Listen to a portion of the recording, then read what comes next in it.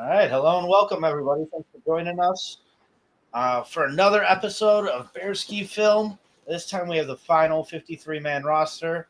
We got the season ahead of us. This is when we, as a show, Carl, actually like to do season predictions, not right after the draft when everybody thinks, it's like after fantasy football draft. You always have the best team, right? So, if I may interject, then what's the difference between then and now? Is it the roster?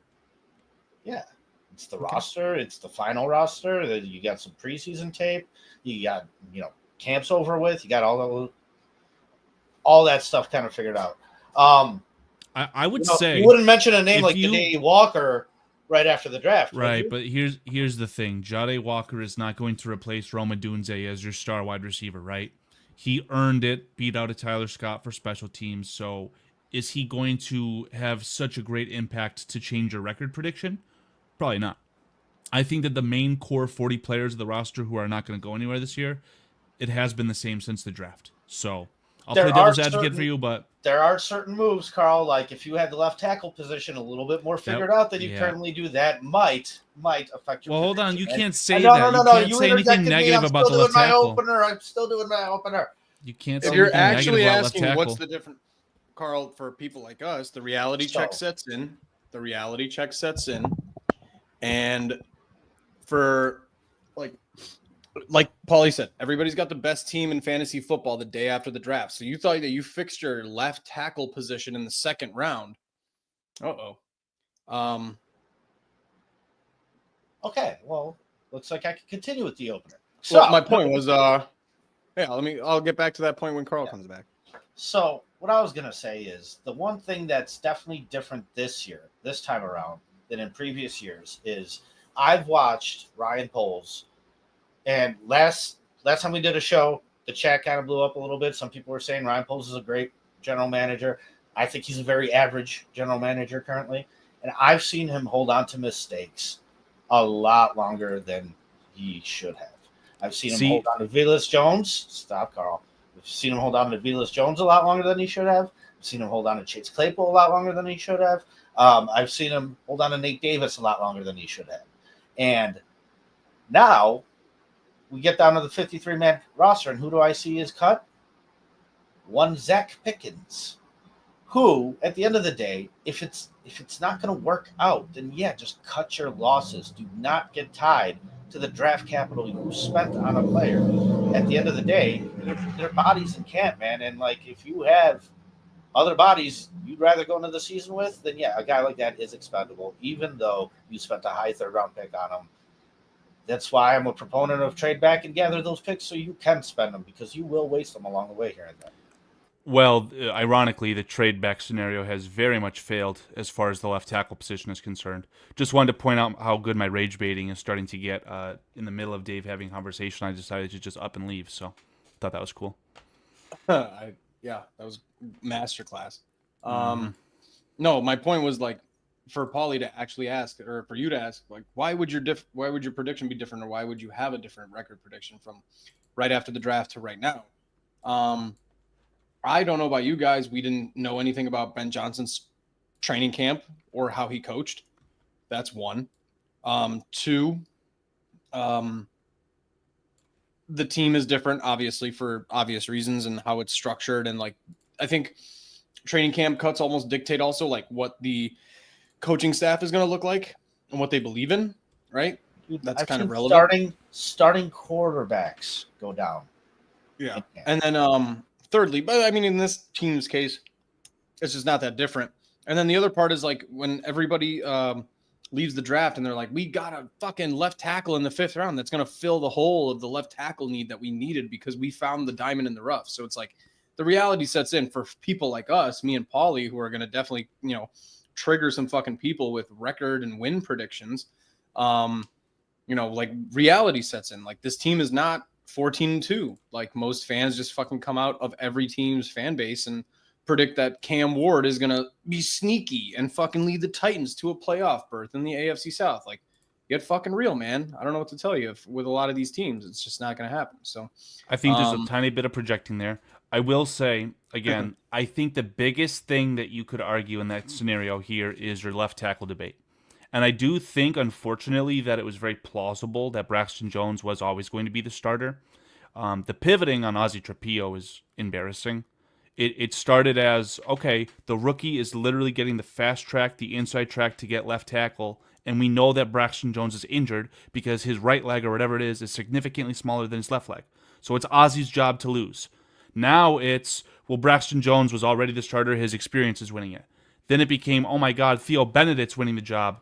Now it's, Ozzy Trapillo was drafted to always be a right tackle. Let's move Darnell right to left.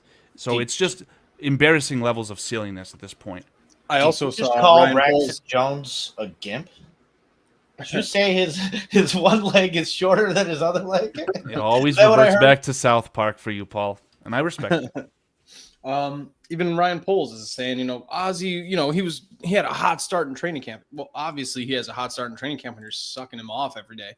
And then, midway That's not through what they're it like, is. he hit a rookie wall. It's like, well, yeah, he just was never that great. Like, he was playing against That's practice a squads general with no manager pads. trying to save his With no ass. Though that is like, oh, he hit a rookie wall. But he's great. We've got a big problem. It's funny to me because I look at this team and I just kind of go back to the hype's nice, right? Ben Johnson, little red flags, so far so good. But I mean, the dysfunction doesn't just disappear. Like it doesn't. And the things I've seen from this team in the last 2-3 years have been very dysfunctional at times. I mean, we have a long track record of it, but just short-term thought. These players, I've seen them make a lot of mistakes, man. And so, like, just to think that's going to get cleaned up right away, I think might be a little unrealistic. So, I'm glad you are joining us tonight, Carl, because you definitely are the best at keeping track of like record predictions and things like that. So we don't have to do it now, or we could do it now, but at some point I would like to go through the schedule and get our official wins and losses down. What do you think, Dave? What I'm trying to do right now, gentlemen, is would love that. update my spreadsheet as far as the active practice squad and then your 53-man roster, because what the initial 53-man roster was yesterday is already different today. The main moves being that you released your long snapper and Devin Duvernay, the Pro Bowl, the legendary, not Devin Hester, but Devin Duvernay. You released that jag for two players whose names are escaping me, so I'm trying to figure that out right now. It's on the transactions. Yeah, way to not be ready for the show, Carl. I know. Tell me about it, Zacchaeus. We actually put in 2 waiver claims is what happened. So today we put in successful waiver claims and acquired both Jaylon Jones, who was let go and signed by Arizona but didn't make it. Now he's back with the Bears, a reunion with Josh Blackwell. Freaking fantastic. And then we also claimed a linebacker from the Saints whose name is DeMarco Jackson. So a little bit of Dennis Allen familiarity, and primarily it's going to end up being special teams because we put Ongbagba on injured reserve. So I love too, Carl, how you first ask, well, what's different from after draft till now? And then you're like, by the way, the 53-man roster is not the same that it was. right, but that's what I'm trying to say, right? Like the day after the third day of the draft, like your core 40 players who are going to be taking 95% of your snaps is exactly the same. The strongest argument you have, in my opinion, is what's the depth, who's playing where, right? You didn't really understand that Colson Loveland would take off and is probably going to be your tight end 1 at some point this year. And then you obviously didn't know exactly who it was at left tackle, but I already talked about that ad nauseum, right? Braxton Jones, 17th best tackle in the NFL on his best day. Is that better than a rookie? 56 overall? Answer is unfortunately yes. I think it was David, you asked me, because it sounds like a you question because it's a two-parter. Like, who do you think will be starting and who do you want to start? And left tackle was the position that was brought up, and I told you, I think Braxton Jones will be starting. To me, this has been pretty obvious along the way. Like, yes. So I don't know. I'm not surprised. If he is hurt, though, that does create opportunity for other guys. However, you don't want to just toss rookies in there if you don't have to. You've done a lot to change this offensive line around, and I've mentioned this, too, that if Braxton Jones is your worst offensive lineman this year, then good job. You've really done a lot of work on this offensive line. Because for the last couple of years, as an average left tackle, he's kind of almost been the one cornerstone of the offensive line. Now Darnell Wright is here, which is nice, but like it's been a merry-go-round, man. They've been rotating guys left and right. A new center every year, Sam Mustafer, Lucas Patrick, whoever, Shelton, like you've just been going through them. That was going to be my first initial question, was like, because I do have a few questions, because Jonah Jackson has entered the chat for worst lineman on this team, by the way. And I think Jonah Jackson gets a start by default because Ryan Bates is now doing commercials for like cryotherapy stem cell places that allowed him to lift his shoulder past his rib cage. Have you guys seen one of these commercials yet? No. On your fucking algorithm? I have to send this to you guys. God damn it. I don't want to explain this on the podcast, on the episode, but like there's a place, and I forget what it's called right now, but it's basically like yuppie Athletico, and it's like rich people Athletico, and it's their spokesperson is Ryan Bates, and Ryan Bates is like, so a year ago I couldn't lift my arm at all, and now I can get here. People predict me to be the savior of the Chicago You're Bears. being And serious. I was on the way. I'm dead injuries. serious. That's really I'm dead funny. serious, dude. That's really funny. He's like, this place was the best. It was the best thing I ever discovered. I really appreciate Paul holding on to that comment, because I think that was my first legitimate like piece of rage bait for you guys before I started talking to you guys seriously. So I appreciate that. Oh yeah, definitely. So yeah, when Jonah Jackson goes down and Ryan Bates is out there with one fucking arm for some reason, it's gonna be pretty funny. So has Luke Newman been JFK'd? Is Luke Newman just dead, or? Oh, I'm sorry. Did Luke Newman? If Luke Newman, the fucking 7th round rookie out of North Dakota, the Canadian Eagle? He's a tackle, buddy. He's our Luke, He's our. Hey, get it right. Get it right. Luke Newman is from Little Bro State University, and he looks damn good. I'll just leave that right there. That's great. So, I've heard guys talk about this too. As an offensive lineman, you should at least know how to play every position.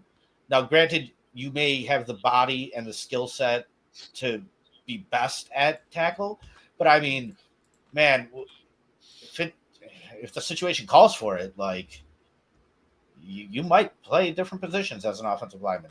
We don't see that too often, but it happens. I think it happens more in outside of the NFL, but still, like, I mean, Joe Thuney played, I think, 4 positions last year alone. So I get what you're saying. Is it ideal? No. Joe Thuney's comments today are my big red flag of the day, but what were they? Discussing on how hard Caleb works, despite the fact that he doesn't really get a lot of reps, and that they were like, what is the difference between Tom Brady and Patrick and Caleb? And he's like, Caleb, for a kid who doesn't get a lot of reps, he works real hard. And that's just like the go-to thing for people who are good at football to comment on people who suck at football. And it's Joe Thuney just kind of commenting like, yeah, he's trying. He's his points of reference are Tom Brady and Patrick Mahomes. Don't get me wrong. But for him to just be kind of like, I don't know, you could easily say Caleb's like, oh, I could see flashes of both of those guys in Caleb. He'll get there one day. Like, that's just as easy to say. If you believe it, then he grinds, he works hard, he's trying, he's out there trying. You can give him credit for that, which is basically his comments. So those are most of the people in the NFL are trying, right? If they're not, about it, and it's situations where guys are partying, right? So it tends to be one or the other, and it's pretty obvious at this level which one it is. And so, I mean, everybody's here's the difference too, is like when you got veterans on a team, like people with Jaden Daniels last year, people this year with like Emeka Egbuka on the Buccaneers, and there's like 34-year-old Levante David is like, yo, this guy's fucking crazy. Talking about Emeka Egbuka, he's like, this guy's insane. He's better than Chris Godwin and Mike Evans at that age by a mile. And nobody's asking him that question. He just can't help but talk about it. And when people are talking about Jaden Daniels, and he's just like, this guy, I've been, you got is it Bobby Wagner? Bobby Wagner goes to the Commanders and he's like, yeah, this is fucking crazy. This is better than when I watched Russ in his prime. And then all of a sudden everybody's, holy shit, Jaden Daniels is good. And it's like, Bobby Wagner was trying to tell you this for 10 weeks. He's played in the league for 12 years. And he's saying he's better than prime Russ Wilson, who he played with. And Joe Tooney is saying he's working hard. I'm just, those are my little like, okay, I'm bleeding over into some things. I have a first question. I felt like, I'm gonna start with my point and then let you guys finish with it. Preseason rosters, 53-man rosters, and practice squad. Carl's pulling it up right now. I thought this was the most vanilla 53-man roster that ever. This was the easiest to predict 53-man roster that I think any three of us has ever predicted ever, other than the linebacker that I texted you guys yesterday about who the hell is this guy. I don't even know who this. I don't recognize this guy's name, and I watched every preseason game this year. Any shocks? Any surprises?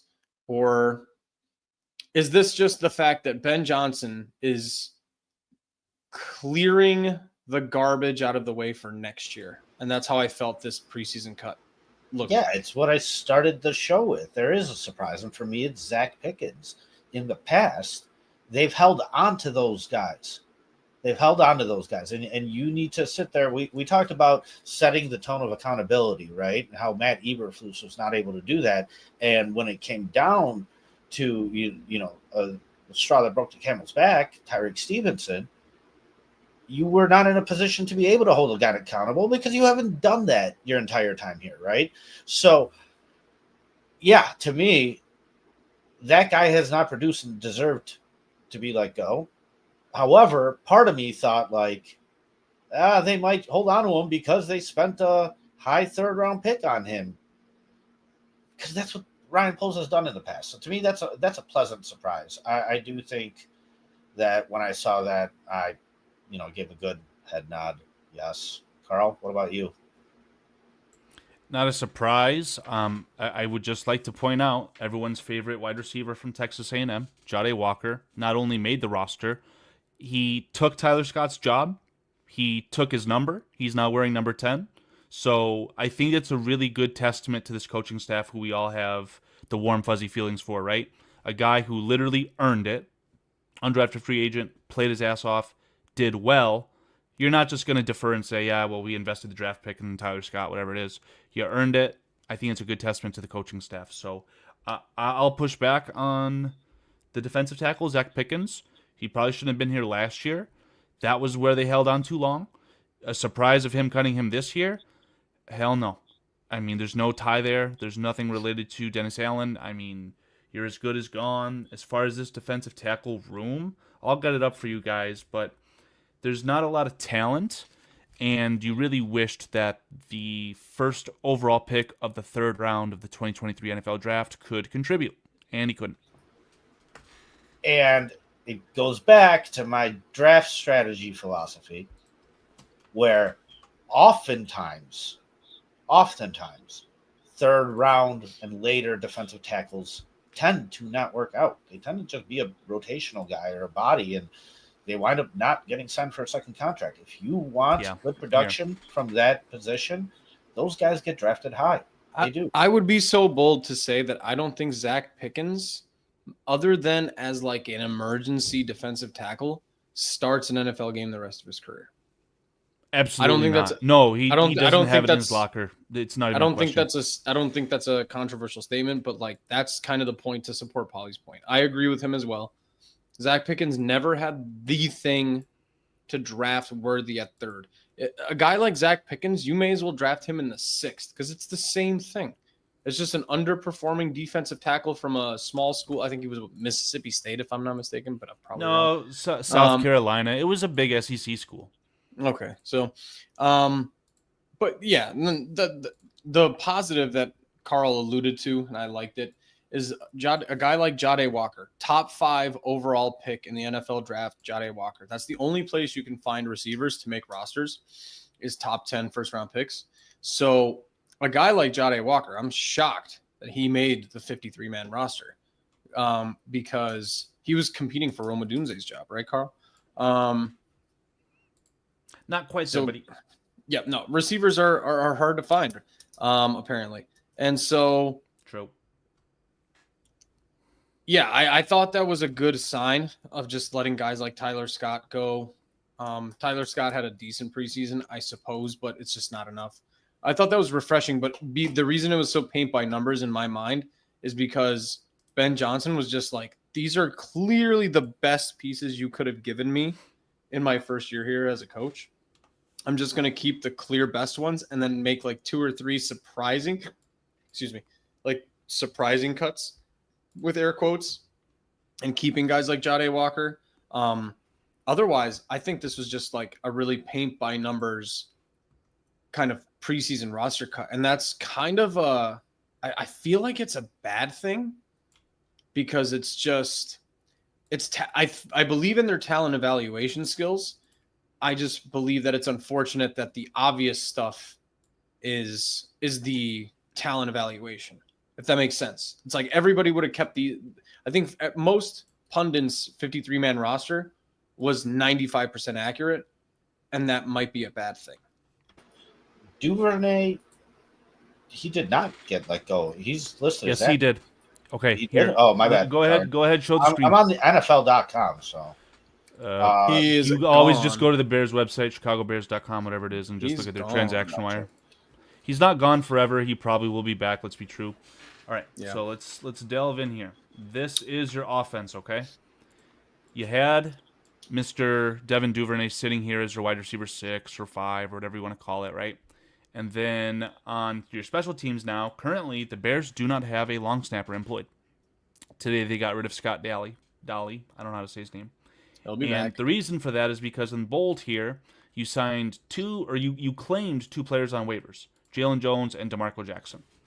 And what you ended up doing today was releasing Devin Duvernay and Scott Daly. They are literally on the streets. They are vested veterans. They're let go.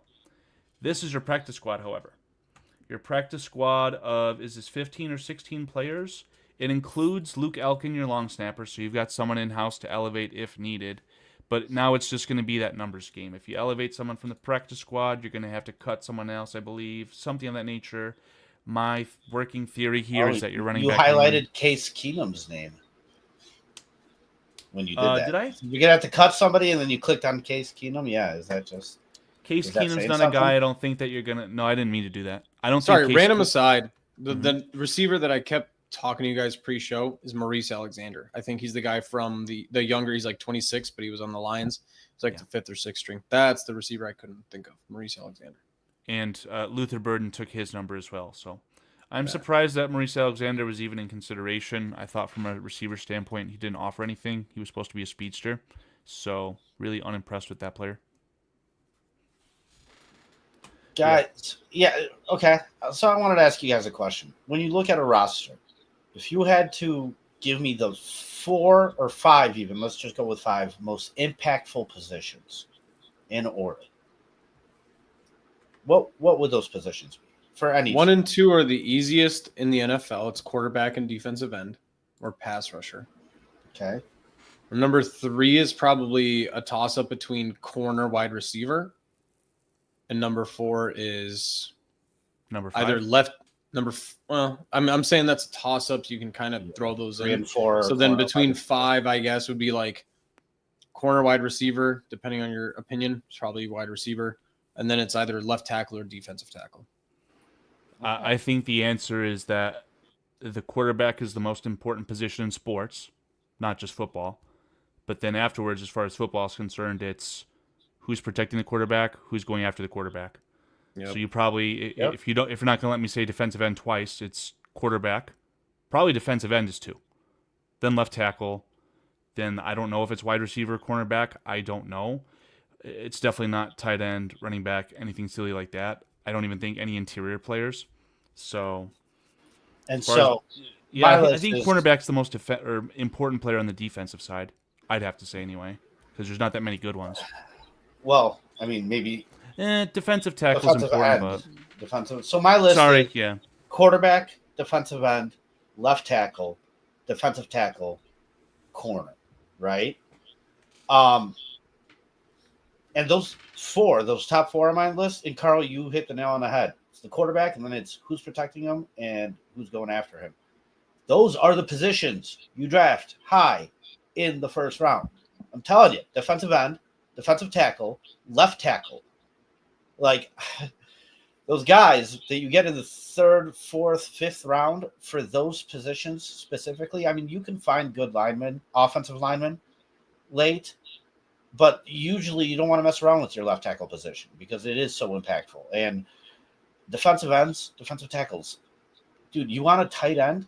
Get them in the second or third round. Like, you can wait on that. So I'm just saying this because when things do fail, me and David tend to look back on things and be like, well, that was obvious. And this is just one of those things that keeps sticking out to me where it's like, dude, we drafted a backup wide receiver and now we drafted a tight end too. And I get that as time plays out, like Rome will be your number one wide receiver. But that's what we said when we drafted him. This is a pick for the future, not a pick for right now. So, like, are you in win now mode? Is this team in win now mode? You're still drafting tight end too. Exactly. No, it's not. And that's why I kind of wanted to do those season predictions today. So we all know kind of where we stand with all that. Because I do not think that this team is in win now mode either. So if we're ready to move on from like the actual roster conversation, because I just don't think it's that interesting or crazy this year. Did you guys get a quick look at what I put up though? Do you disagree with anything as far as like your depth chart, or does it even matter? No, because the next 2 weeks, like one of these long snappers is getting elevated or brought back. One of these linebackers, if not two of them, is getting cut. So it just doesn't matter.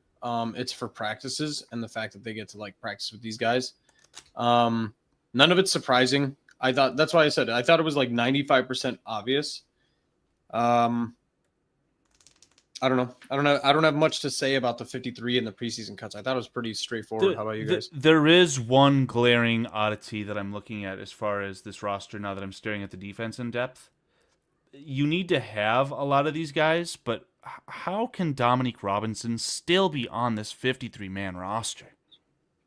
Save that for my next question. Okay. Well, ask your next question. It's a natural transition right there. That's okay. So, Paulie and I always kind of revert back to the same conversations every year, and that's why we have similar philosophies, and they don't change, and we tend to be reasonable about them. So, this is one of the ones we've kind of been alluding to, Paul, so far this offseason, and we all are watching this preseason with like these fucking rose-colored glasses, and everybody's got a Super Bowl chance, and the Bears can win 10 or 12 games and all this bullshit. And then you go back and you watch it, and we ignored all these obvious fucking things like Shane Waldron, where all these players are like talking shit as professionally as they could. And that's why for me, Joe Thuney being as professional as he can today about how much Caleb Williams is not impressing him is like warning flag, warning flag, warning flag. And so we end up going back to these seasons, and then we go, what the fuck were we thinking? Where Shane Waldron and you got Jackson Smith and Jigba talking about like, are we live? Can I say any of this shit? And everybody chooses to ignore it. And then this year, everybody's like, Ben Johnson's here. He's here to save the day and all this shit. So like, I don't know how to frame it, but maybe one on offense, one on defense, maybe make it a position thing. But I have a few in my mind of like things that we've chosen to ignore the last month and kind of paint as like, these are going to be fine. We'll figure out a way to make it fine.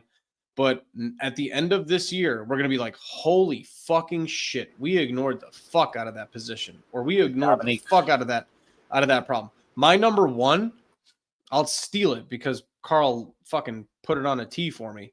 This pass rush is going to be fucking dog shit. Montez Sweat, to me, since we gave him that contract, has been a second best defensive end on a good team ever. The narrative of Montez Sweat being somebody's number one premier, like top 5, top 10 pass rusher in the league, never bought it, never believed it, never thought it was real. I always, even when we traded for him, go back and watch the fucking videos. I'm like, Montez Sweat fucking sucks. I'd rather have Chase Young for a third. This is crazy. And then Montez Sweat put together like 5 really good games, got paid. And now we're back to like Montez Sweat is our keystone, cornerstone pass rusher on a 12-win team. Dude, get the fuck out of here. On Montez Sweat, go like put Montez Sweat on the Bills, on the fucking I'm trying to think of like good actual teams. Like Montez Sweat would be the second or third best pass rusher on 5 of 8 playoff teams. And it's kind of not even close. And he's paid like a top 20 defensive end. And now, not only are we relying on Montez Sweat to be our double-digit sack guy, like penciled in, now we're like, because of that, Dayo Odeyingbo is going to have like 7.5 to 10 sacks. This is a team that we're watching in the preseason and going, Devin Booker is our most interesting pass rusher. I'm Devin Booker. Fucking sorry. I keep saying Austin Booker. Austin Booker because of fucking the NBA. Austin Booker is our most interesting potential ridden pass rusher because there's just nobody on this fucking team that matters in pass rush. It just doesn't matter. So just to answer that, sorry, Carl, to answer your question, that's why a guy like Dominique Robinson can easily make this fucking team because he by comparison is not that big of a drop off from your starters. Dominique Robinson compared to Montez Sweat. I do disagree with that, and it's not to say, I think that Montez Sweat would be the best player on the 85 Bears. I just legitimately think that the quarterback turned defensive end in Dominique Robinson is just bad. He's just bad. So a couple things, David. With Montez Sweat, one, if you remember what this defense was like before we got Montez Sweat, he made an impact that did affect statistics. We started getting more turnovers left and right. And, I remember talking about how surprising it was that he elevated some of the other guys around him as well. So he did bring that to the table. I'm not taking that away from him. You said he put together 5 games, then we signed him. I believe we traded for him and then signed him right away. What? But didn't we? We traded for him. He was not under contract. Yeah, I know, but he got a contract extension pretty quickly. So I remember it was that quick, but it was afterwards. Yes, it was afterwards, but it was like, I believe, within a week. Yeah. Or a week. I didn't necessarily mean that as like he earned it by performing. No, but then what I'm saying is like, but then he put together 5 games, which kind of like justified it in everybody's head. Like this guy's a top 5 pass rusher. He's not even close. That his best position situationally would be a second defensive end for sure. If he was your defensive end 2 on a team, you're in good shape. You're in real good shape then. You know what I mean? But that position is rotational too. And you need playmakers to come through sometimes on one play for you here and there. And that's when those guys, those backups like Dominique Robinson, things like that, that's when they find their opportunities. And right now what we're doing is like Dayo Odeyingbo should be your defensive end 3. Okay, but he really courtesy, should. You know what I mean? Courtesy of, I believe this is over the cap, sorted by APY, annual percentage per year. Highest paid defensive end in the NFL is TJ Watt, making $41 million a year. You can see Montez Sweat's in that range with Rashawn Gary and Brian Burns. Actually, not even Brian Burns, with Andrew Van Ginkel. So, hey, Carl?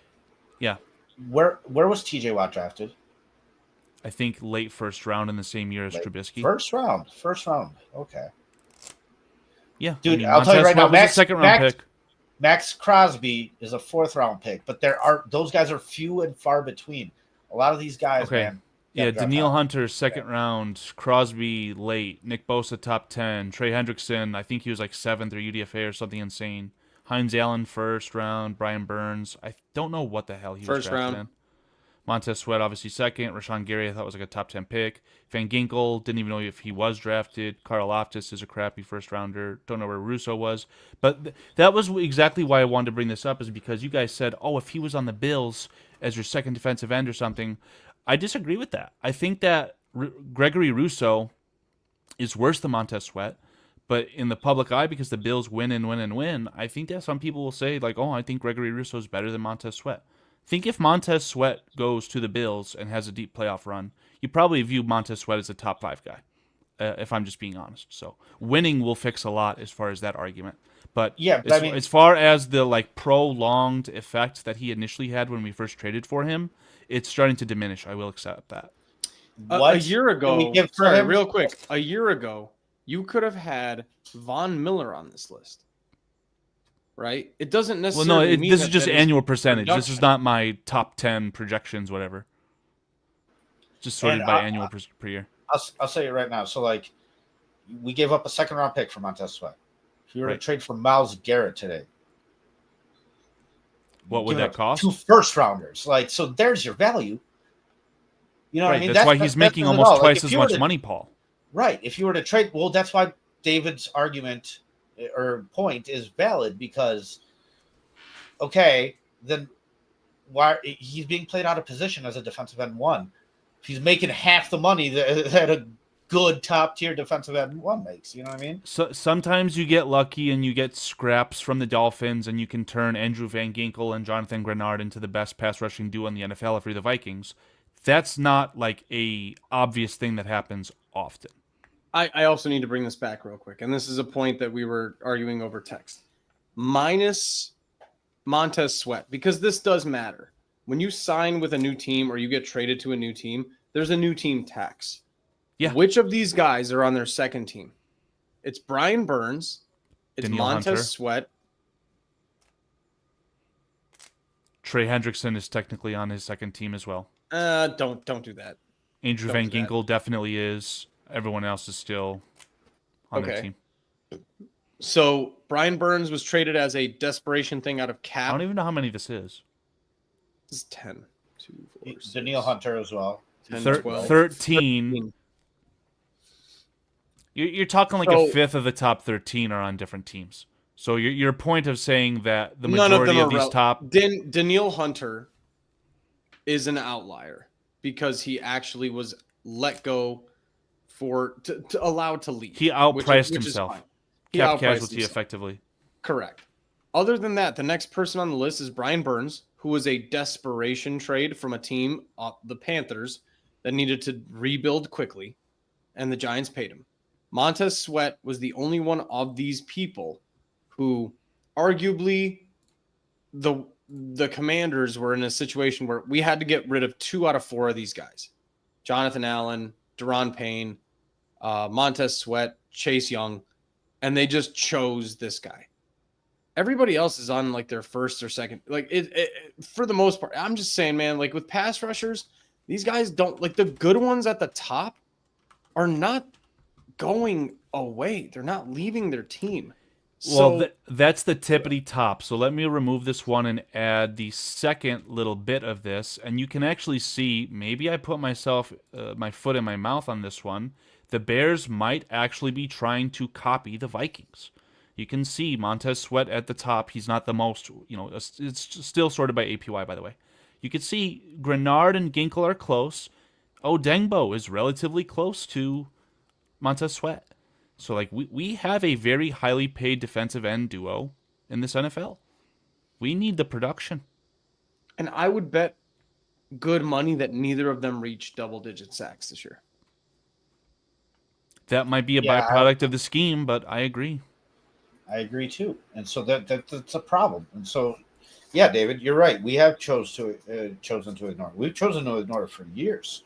My But that was point my is main that issue with the frame of this Will, question. you know what I mean? Frame of the question was when we go back a year later and we say like, "Holy shit, first round pick is definitely good." The first 2 picks need to go to pass rush this 2027 draft or 2026 draft, however you want to frame it. Like, it's going to be painfully obvious in hindsight, but we've chosen to say like, yeah, we band-aided it and it was pretty good.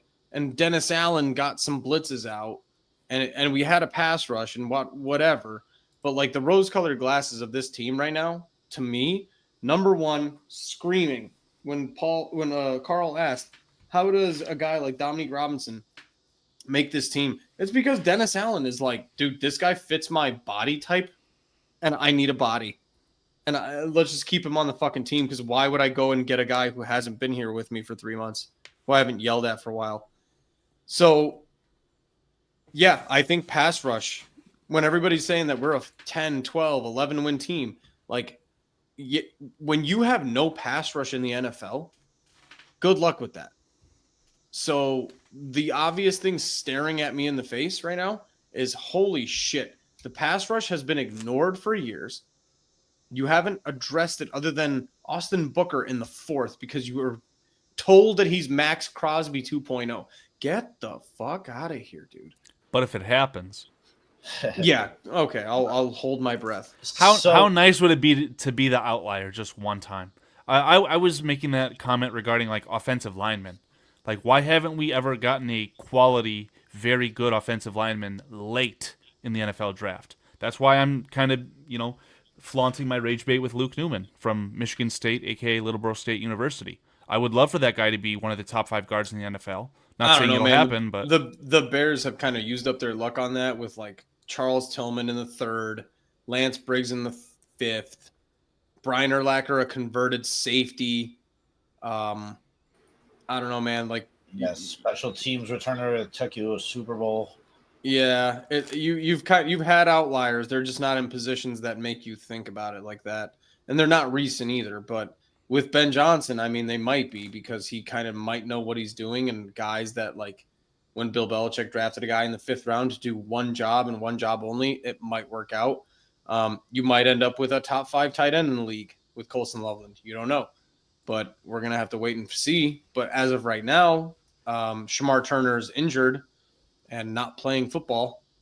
And other than that, you don't really have any pass rush or defensive tackle depth other than hoping that Javon Dexter has worked his way into a top 10 defensive tackle position. And here's what you did, guys. You traded away pick 41, which could have been used on Ariante Ursary. He's a tackle from Minnesota. Ariante Ursary was drafted 48th overall by the Houston Texans, and he has, according to Schefter, officially beat out a middle-of-the-road left tackle veteran for a playoff contending Houston Texans. Mm-hmm. So would you rather have a failed right tackle trying to play left tackle at 56 and an injured defensive tackle at 62?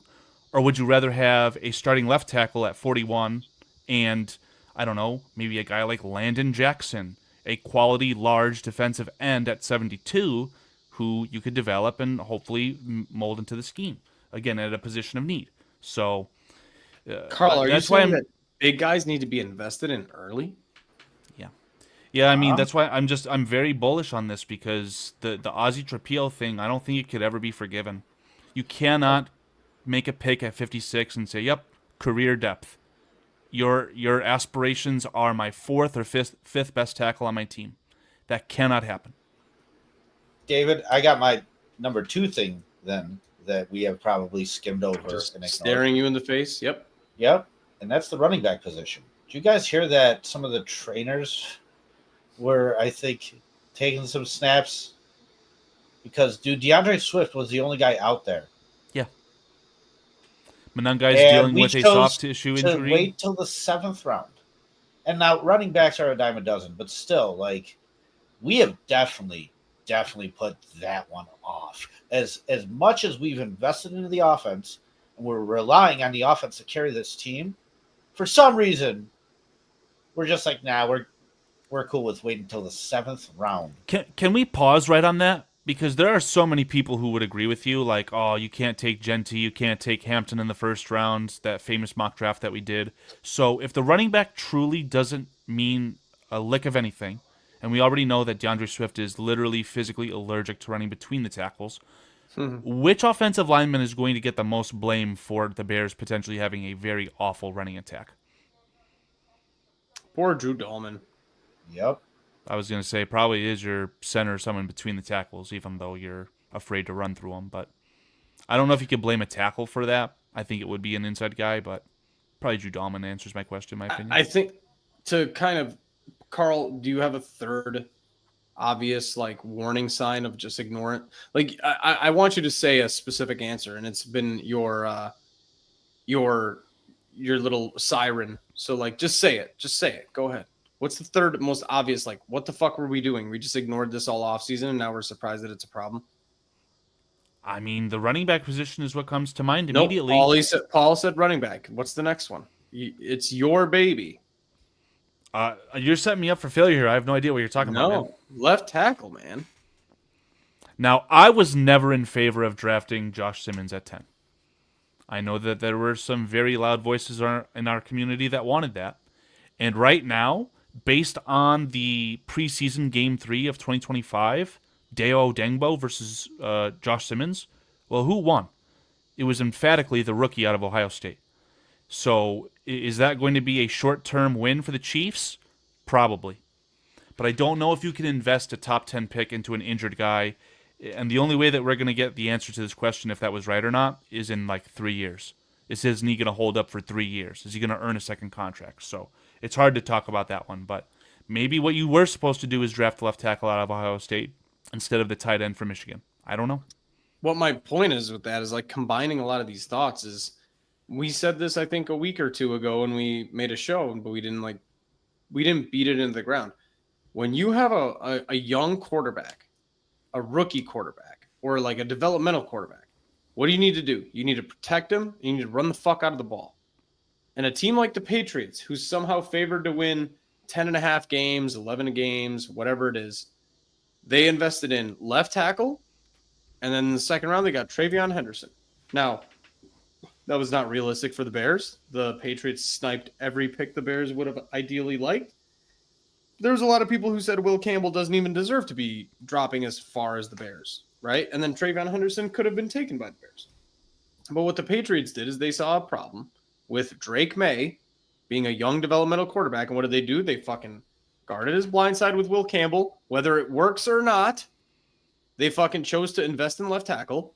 And they took Travion Henderson, who Carl laughed in my face when I said he's Jahmyr Gibbs 2.0. And now the fucking proof? I need proof on both fronts. Proof on you saying that and proof on me laughing at that. Can't wait to pull that up. Paulie, you'll can't find wait. It. You'll what are you, find Bart it. Scott? Let me add it to Can't the wait. list. Can't wait. Paulie will find it. Paulie, get on that shit. Chat GPT. Yeah, no, You're a piece of fucking. shit. I am not a piece of shit. Well, yeah, but you're a little bitch. Sure.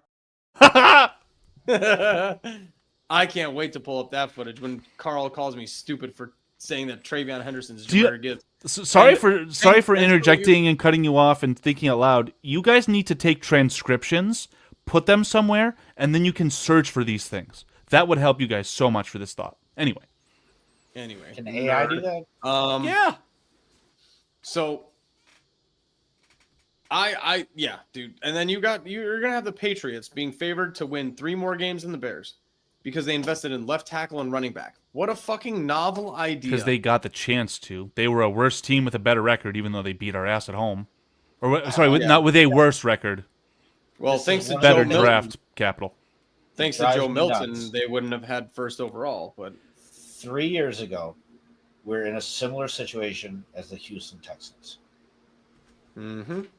At the end of the year, they're a playoff team, but we need more time. Right?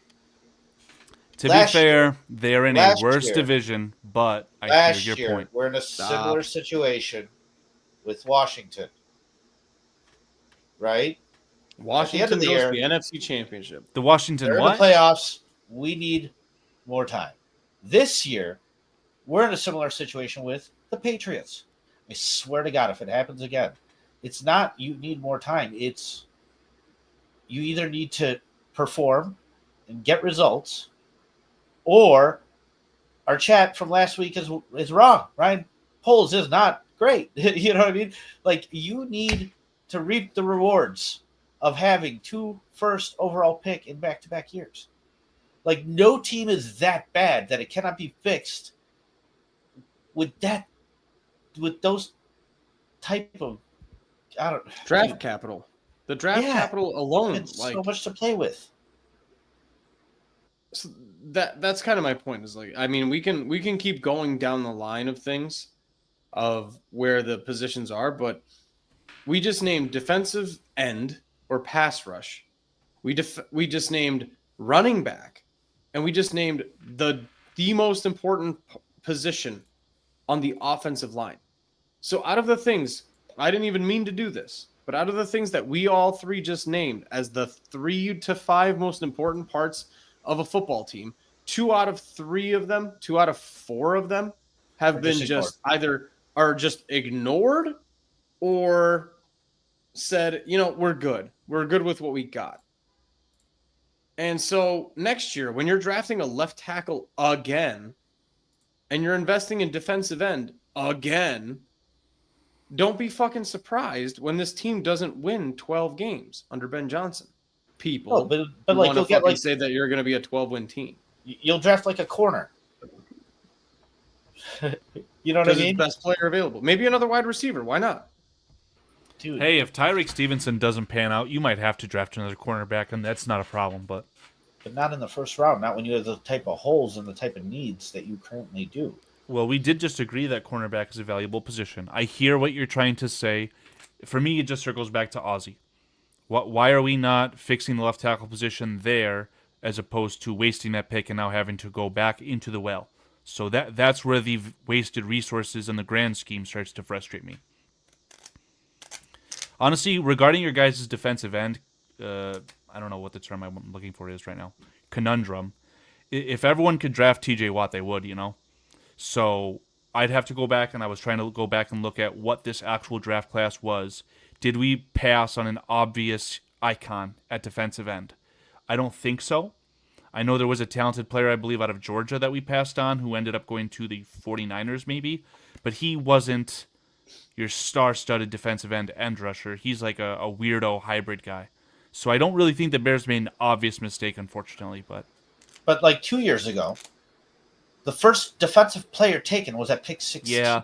So here you're at pick 10, and you're going to pick a wide receiver. That's what I wanted to bring up. That's like the third wide receiver pick or some shit. Meanwhile, I was shit-eating grin, and I'm just ready. And I was saying this. Bring it up. There isn't a defensive stud available. There's 10 pass rushers on this list I would have rather had than Rome Odunze. Yeah, no. Just bring this up real quick, just so I know the number, okay? Dayo Odingbo, average annual value, $16 million, okay? So would you rather have what the Bears have exactly currently, or would you rather have a wide receiver core of DJ Moore, a $16 million per year wide receiver, and Luther Burden, and Jared Verse to pair with Mr. Montez Sweat? Yes. So now I have to figure out what would a $16 million a year wide receiver look like. So I'll go back to the Jahdae Walkers exist every year. Don't do it. Tim Patrick just got traded for a 6th round pick. What are you talking about here? Go back to Jahdae Walker. What are you saying there? Are you saying that he should start for the Bears? Jahdae Walker, if Jared Verse was on the other side, and this year I had to start Jahdae Walker as my wide receiver 3, I would expect 700 yards out of Jahdae Walker under Ben Johnson's offense. I don't give a shit if it's Luther Burden, Rome Odunze, or Jahdae Walker. I'm expecting 500 to 700 yards, period, because that position is like comparatively easy to play in the NFL. It's not me being an asshole, like saying I can do it and whatever. But in the NFL, a guy like Jahdae Walker exists every year. There is not a fucking defensive end getting undrafted free agented as a running back, as a wide receiver, or a defensive end or defensive tackle who comes out and does 8.5, 10 sacks. Every year, there's a wide receiver or running back that gives you 700 yards where you didn't expect it. So when you invest in a first-round defensive end that gives you 7.5 sacks, yes, that's worth it. And I will take a 5th-round flyer on a wide receiver in a good offensive system that gives me 600 yards, 400 yards, 700 yards, whatever you want to say. It's just indisputable. It's just factual. When Roman... Bring it up. Carl, before you bring it up. Hold on. Who's the best... Put that shit fucking away. Who is the best wide receiver drafted last year, Carl? It was, without a doubt, emphatically, Malik Neighbors. You're a fucking idiot. It's Brian Thomas Jr. What are you talking about? He had 1,400 yards and like 10 touchdowns. Oh, stat padding on a terrible team in garbage time who were constantly losing with a terrible quarterback. It's oh, no. Malik Neighbors played like 12 games. Availability is a skill. Yeah, and he got more yards. Neighbors clears him undeniably. So you're just saying because Malik Neighbors goes on the Jaguars, he does a better season than Brian Thomas because he starts 12 games and gets 1,500 more yards? That's stupid. And Brian Thomas Jr. is the 5th receiver taken last year. Are you saying Marvin Harrison Jr. is worth it? No. Are you saying Rome Odunze and Malik Neighbors are more valuable? Rome Odunze can prove to be worth it. I'm not saying right now he is. He had 500 yards and 3 touchdowns. I can get that shit off the street. 500 yards and 3 touchdowns. I can get off the fucking street. A guy can work who for had State those numbers? Who had those numbers? Rome Odunze. No, he didn't. He almost had 1,000. Yeah. Oh, you're in for a surprise. Oh. 734. Oh. So we're Which puts him in the split range down the of middle. guys like- We're Yeah, they're split splitting down the down the middle. How many range of touchdowns? guys like and 3 touchdowns. He had How many 3. touchdowns. He had And 3. 3 touchdowns. My mom had 3 touchdowns last season. And Um, we talked about this, David. Whereas, like, Why if are you have making guys- a Shane Waldron and Thomas Brown issue a Roma Dunze issue? That's not fair. I didn't Because know- we're That's in the not fair. position we're I didn't in know right that- now. Because Maybe it we was a made Keenan choices. Allen issue. Maybe it was a Keenan Allen issue. So I guess Keenan Allen's gonna go to the Chargers and just make Lad McConkey look like a fucking bitch, apparently, just like he did with Roma Dunze. No, he's gonna make Quentin Johnston pretend to be injured. He was Johnson's seriously injured. Unemployed. He's actually working for. He was seriously injured, guys. Let's be nice about this. No, but this is the thing. So Marvin Harrison, Michael Floyd had more fucking yards than Marvin Harrison. Michael Floyd, you couldn't even tell me what team he was on if I fucking told you the name outright last year. And Michael Floyd outperformed Marvin Harrison. So this is no, it's a fucking fact. Michael Floyd, Bring if I out my put graph. a gun to your head this time last year, if I told you what team is Michael Floyd on, you'd just say that's not a real person. I could Chrome Dome that because he played for the Golden Domers, I thought. Yeah. I'll figure that one out for you. You're not even sure. This is what you're looking up. Instead of paying $16 million to Deo Dengbo, you could have Jared Verse and then one of these Jags. So not the best. Cooper man, Kupp's I wish an we could- obvious Dude, can you like, imagine comparison. you had Darnell Mooney on your team? That's the one that I highlighted. I would love Can you to have imagine? Darnell Mooney instead of, well, not instead of, but in this scenario, I'd rather have Darnell Mooney and Mr. Jared Verse than Roman Dunze and Deo. Can you imagine having a guy like Darnell Mooney on your team? Thanks, Justin Fields. It's basic draft strategy, man. You just look at the tendencies and how things wind up working out. And like, I was blocked on Twitter because I said I would not draft Marvin Harrison Jr. at pick 9. Dude, because we named, and like David was the only one that said wide receiver. We named the positions that are the most impactful on a team. Like, dude, I go back to this. Randy Moss does not have a fucking Super Bowl ring. I don't like As the Super Bowl impactful argument. as he was as a Hall of Fame wide receiver, apparently it's just not enough. But man, I've seen a pass rush kill Patrick Mahomes. I've seen a pass rush kill Tom Brady. I've seen a pass rush do a lot. Like, you can win games. You can win very important games with defensive line pressure. And when you don't have that, when you're lacking that, and you keep band-aiding it, like David, like you said, the player that we have the most outlook for is Austin Booker, a 5th-round draft pick. That's who's here to save the day. Like, it's going to be rough. And because of that, that's one of the things that definitely is going to affect the results of the season. Like, my win-loss prediction is definitely affected by the skill of the pass rush on the team. May I ask a hypothetical question, and then we will go into the hypothetical record prediction that you boys want to have today? No. No, I'm kidding. Understood. If, and I know that this is a very far stretch for you guys, if Roma Dunze was to make the All-Pro team in any capacity, at least on the Bears, okay? This year, next year, in 2-3 years, whatever the case is, right? If he does, how quickly will you deactivate the Bearski Film YouTube channel? I'll make that bet. I'll actually deactivate. No, I'm not making a bet. I'm just saying, like, how fast would you do it? Because Instantly. I wouldn't. You have forced yourself to do it, right? That's how confident I am. You have forced yourself to do it, right? Instantly. Dude, Okay. There's been times like The All-Pro team, not the Pro Bowl. Is Rome Odunze better than T. Higgins? Yes. You're a fucking stupid idiot. Rose-colored glasses. Dude, I go back to like Jordan Howard. It was his last year. We sucked. I was like, yeah, trade him away. And then we did, and we wound up in 3rd and 1 situation where like we couldn't get a yard. And if we only had him, because at the end of the day, I was wrong. I'll go back to that, and I look back on that, and I was like, man, no, whatever we got for him was not worth not having him. In this situation, I would have probably preferred to have him for the year. Dude, when we got rid of Robbie Gould, same thing. I was like, it's not a situation. I was happy. You're going to pay a kicker top money, right? And he was struggling for the Bears. And then we signed Mike Glennon, Giraffe Neck, for $16 million to play for 4 games. And that $16 million could have kept Robbie Gould here for 3 years. And we come across a team that Cody Parkey just keeps hitting the fucking uprights. And I wished we had Robbie Gould. And I was like, man, that was the wrong call. Dude, I'll just admit my mistake if it bites me in the ass. But Carl, when you look at these guys, when you look at Justin Jefferson, do you know what Justin Jefferson's rookie year was?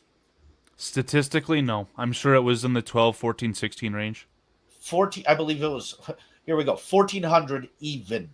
Right. So a dome team with a very competent coach at the time.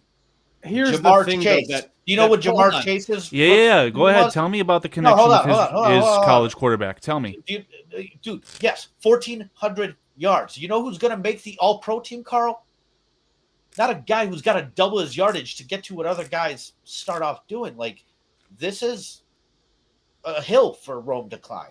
We don't Here's know. the other part of this. Sure. Here's the other part of this is like Carl's doing the Rome Odunze thing about how he's the savior of this wide receiver core. Justin Jefferson was taken after Jalen fucking Reagor. Like, this is not Eagles masterclass. Please remind us all how he rose. Do we want to fucking compare Super Bowl rings with Vikings and Eagles? Like, get out of here. Vikings have never won a Super Bowl. That's the point. So fucking Howie Roseman gets to make a Jalen Reagor mistake. Because if Justin Jefferson's on the fucking Eagles, we have a fucking Chiefs-Eagles Super Bowl for the last 7 years, and it's not even But fun. to be fair, the Eagles were pigeonholed into pissing away draft capital. Yes, that draft capital was wasted by the Titans, but you have to piss it away to acquire A.J. Brown to prop up the terrible, awful Jalen Hurts. They could have just had Justin Jefferson instead of Jalen Reagor. He was taking a pick before. So then instead of winning the Super Bowl against the Chiefs by like 20 points, they would have won it by like 70. But yeah, but they would have been in 3 other ones. So, like, that's not the point. It's the point that these wide receivers are a fucking crapshoot to the point where Howie Roseman, the best GM in the football for the last 40 years, was like, Jalen Reagor's my guy. And then Justin Jefferson goes a pick later and is the best receiver of the generation. Jamar Chase, the only reason he was taken into Cincinnati in a top 5 pick was because he was Joe Burrow's buddy. And they were like, let's make him paired up with his buddy and reconnect that connection. So, like, now, your argument of first-round wide receivers, it's Justin Jefferson and Jamar Chase, which are complete outliers because I think 3 receivers got taken before Justin Jefferson. And Jamar Chase, the only reason he was taken that high was because he had a fucking emotional connection with with a first overall pick. At that point, you may as well say we should take John Jackson in the 2nd round, who is an undrafted free agent because he had a fucking great connection with Caleb in USC. I'm making a short out of that. Like, John Jackson may as well have been taken in the 2nd round. You know why? Because he's Caleb's buddy and they have great chemistry. Like, what the fuck are we talking about? Jamar Chase was also insanely talented, and he happened to be a good draft pick for Joe Burrow. It's such an outlier, it's not even funny. These first-round wide receivers just don't work. Let's take a look at that. Yeah, dude, yes, please. We'll take a look at it because I have looked at it, dude. It's not. And when we talk about these wide receivers, they trade places. every year. Go look at the top 10 wide receivers of the last 10 years. Half of them, if not You'd have to 70% figure of them, out what you're are saying not top on their 10 original team. constitutes. Fucking give me yards, give me touchdowns, give me whatever you want. Touchdowns are It's less almost relevant than identical, yards. in my opinion, to what you guys are saying with the defensive ends, because the elite of the elites are drafted to their team. Yeah, like, dude, And that is not Chiefs the case. had- Well, just The the top Chiefs 3. had Now the Tyreek rest Hill. are just Jags. The Chiefs had Tyreek Hill. They literally traded him away. Where Devontae know what's gonna Adams is on his drive the third team? team in It's- 3 years. Well, the Devontae quarterback. Adams isn't a good player. We learned that Devontae Adams was But he's a propped up second by round pick. the He's a most wide physically receiver. gifted quarterback of all time. But he's a highly drafted wide receiver. He was a How second dare rounder. you? He was a second How round. dare you? He's a high draft wide receiver. How Second dare rounder. you? How dare you? These wide receivers that to be good need to be drafted early, Carl. How dare you? But he's not I was good. talking with Dan, and But I you was like, said no, they need to be. So he is. Marvin Harrison therefore. Jr. One of the things he has is a name. Like, yeah, his dad was a Hall of Fame wide receiver. I go, but maybe, just maybe, Peyton Manning had a little bit of something to do with that. You know, like, dude, not to take anything away from it, but we've seen wide receivers bounce around this league. I've seen T.O. be on 5 teams. Like, it, dude. The and TO then- argument's weak when he's literally No, a but basket case. it's- Insane yes, psycho. a lot of them are basket cases. Top But, wide receiver of all time. But Undisputed. dude, they How's it don't. going, Plank? They don't do enough to sit there and put you over the edge when it comes to winning a Super Bowl. And so, like, once again, It's just we were in a weak argument. position where no defensive player was drafted, and we chose to take a wide receiver where multiple wide receivers have already been taken. And here we are with a hole at defensive end that we're patching up, trying to pretend like everything's going to be okay. When Because Jared we put Verse ourselves could in have this just been sitting position here. through shitty fucking draft strategy. And if it fails, You're we're mad going to look about back Jared on this. Verse. If it fails, we're going to look back on this, and it's going to be painfully obvious. Because Jared Verse could have Dave's been mad sitting about here. Jared Verse. I'm mad about the Bears passing on Kobe Turner for Zach Pickens. That was one that you let that one get away from you. When you get into 4 rounds, I mean, I just don't care. But like Jared Verse was staring you in the face. I almost prefer to challenge your quarterback to make your wide receivers better. Because you're asking me, would I rather have Jared Verse and Montez Sweat going into this year and a wide receiver core of DJ Moore, Luther Bird, and Jesus Christ, Jahdae Walker? Yeah, I'd rather have that. Absolutely. 10 out of 10 times. 11 out of 10 times. Jahdae Walker should be a 500-yard receiver if your quarterback is decent and your scheme is decent. Jared Verse just don't grow on trees. So yes, I would rather see Rome Odunze on the Rams being thrown to by Jimmy Garoppolo because Matthew Stafford is out there looking like Stephen Hawking because his spine doesn't work. Like, I don't want. If I was what do you want me producing to the tell show, you? that's where I'd play I'd play the There's the outro right short. there. What do you Yeah. want me to tell you That's when perfect. Rome That's Odunze awesome. is on the Rams and Matthew Stafford can't walk? So what do you want me to tell you? Jared Verse, the Rams are still Dave- like I just Dave- made bets today. The Rams are still the favorite next to Oh, the man, Niners I gotta ask in the this NFC question. West because they have a fucking defense because they drafted their first 2 draft Is it picks more on the defensive likely- line. Is Can it you more repeat likely? the Julian Edelman story? What? Julian David? Edelman went out with Tom Brady, and Tom Brady like took him out to a workout. And Julian Edelman's like, yeah, when you go out, work out with a quarterback, they give you like 30, 35 throws, and they'll like figure out where you're going and what you're doing. And he goes like, first workout with Tom Brady, he threw me 90 balls. And he said, this is not where I fucking want you. I want you down here when I throw this route.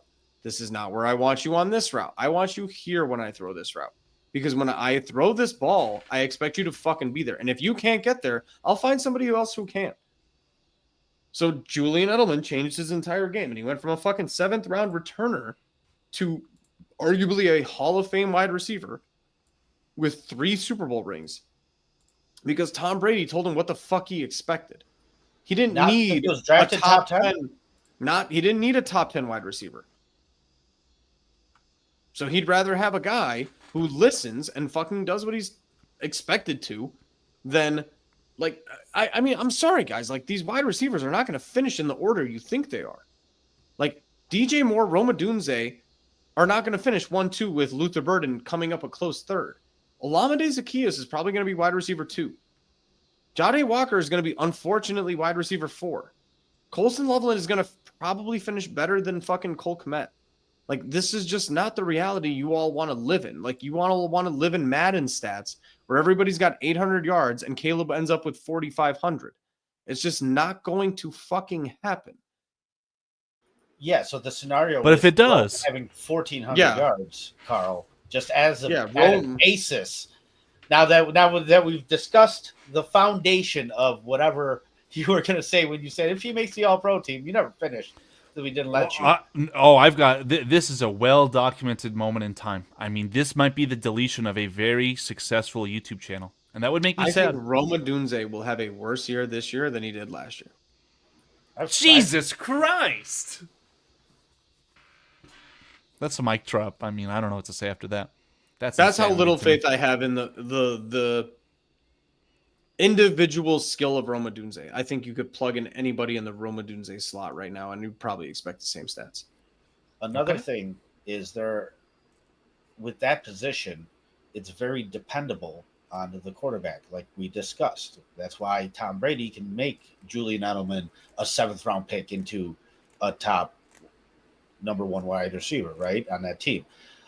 When it comes to linemen, they're not depending on anybody but themselves. It is a lot easier to scout and judge a lineman. So when you take those guys high in the first round, you have a better idea of what you're getting rather than, like we said, with Brian Thomas Jr., but 5th wide receiver taken? Dude, that's just fine. 4th. He's doing just fine. You know what I mean? And it happens a lot. It happens a lot with that position. It does. Same thing with running back. Brian Thomas Jr. and Mr. Justin Jefferson were almost drafted in like the same spot. It was like early 20s. So right, as the 3rd or 4th wide receiver, not the fucking 1st. Like, what is Bijan Robinson doing for the Falcons right now? Like, why would you take a running back that high? What they impact? were devoid of talent. Right. There's an argument that Tyler Algier should have never lost his job to Bijan Robinson because he has 1,200 yards the year before. It makes no fucking sense why you would take a 7th overall running back when your 5th-round running back just had 1,200 yards. The Falcons are a good argument for anything you do to surround the quarterback. If you don't have the quarterback, it's irrelevant. So, and that's when why you do have the quarterback, you have your bye week at week it's 5 irrelevant. And Tyson Bagent starts. Don't be fucking shocked. It's really just heinous. The development of the quarterback that you're helping. But like, dude, Joe Burrow, he was injured, and then his 2nd year he went to the Super Bowl. Like, dude, in this league, you either can or you can't, and that's painfully obvious fairly early on nowadays. And dude, part of it's the financial situation too. Like, you're gonna have to pay these quarterbacks. So, dude, we still have a lot of work to go, and I don't think the way they've come, the approach they have to address these things has been what I would prefer. But man, I don't know. A lot's riding on this offense. That they've invested so much into this offense, and now there's just no excuses left. So, as far as like offensive production, I'd have to agree. I like I said, I really like that comment from Shake. I mean, yeah, it doesn't matter if you overdrafted Roma Dunze or failed to get another pass rusher outside Montez Sweat. If Caleb's good, especially if Ben Johnson and Caleb are good, the rest of it really doesn't matter, man. So that's why I said, like, I'm confident making the comment. Like, it wouldn't be that Roma Dunze is this incredible, iconic athlete that he would go to the All-Pro team. It would be because of his rapport with Caleb Williams and how good Caleb Williams can make him. I think that's the most simple way I can explain that. Right. But then the other issue comes across where if Caleb Williams is good, you took him 1st overall, that means Roma Dunze is also producing. When it comes time to pay, Roma Dunze is just going to go bye-bye. Right? Like, 100%. You're going to pay the quarterback, and just shift out that wide receiver position. So Nah, it's like no, this. here. Future, but the future is not very long. Like it just makes no sense. Caleb Williams because- is probably not going to be a quarterback that is like a middle of the road. You struggle to pay him. I don't know what it is about him. I think that if he's bad, you will cut bait with him and you will get rid of the entirety of everything, right? Head coach, management, janitorial staff, including cream sleeve. Like all these guys are going to go if Caleb Williams isn't good enough. Or Caleb Williams is probably going to be so good that you can afford to give him that $800 million contract over 12 years and really bump out the cap. So that with the salary cap being a myth, you'll be able to afford Rome Odunze in that scenario as well. And Drake, just to clarify things, it's not specific hate of Rome. I think It's Rome's just fucking hate. rock. It's just hate of the draft strategy applied. I don't, like I said, I don't care if it was Marvin Harrison Jr.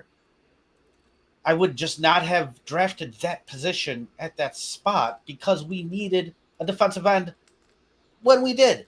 And now here we are still needing a defensive end. Like the problem hasn't gone away. We've just chose to look the other way. And You just honestly, what they Caleb said, has that to be phrase of, really damn you- good, really you damn passed the good to buck. overcome a team that has no pass rush.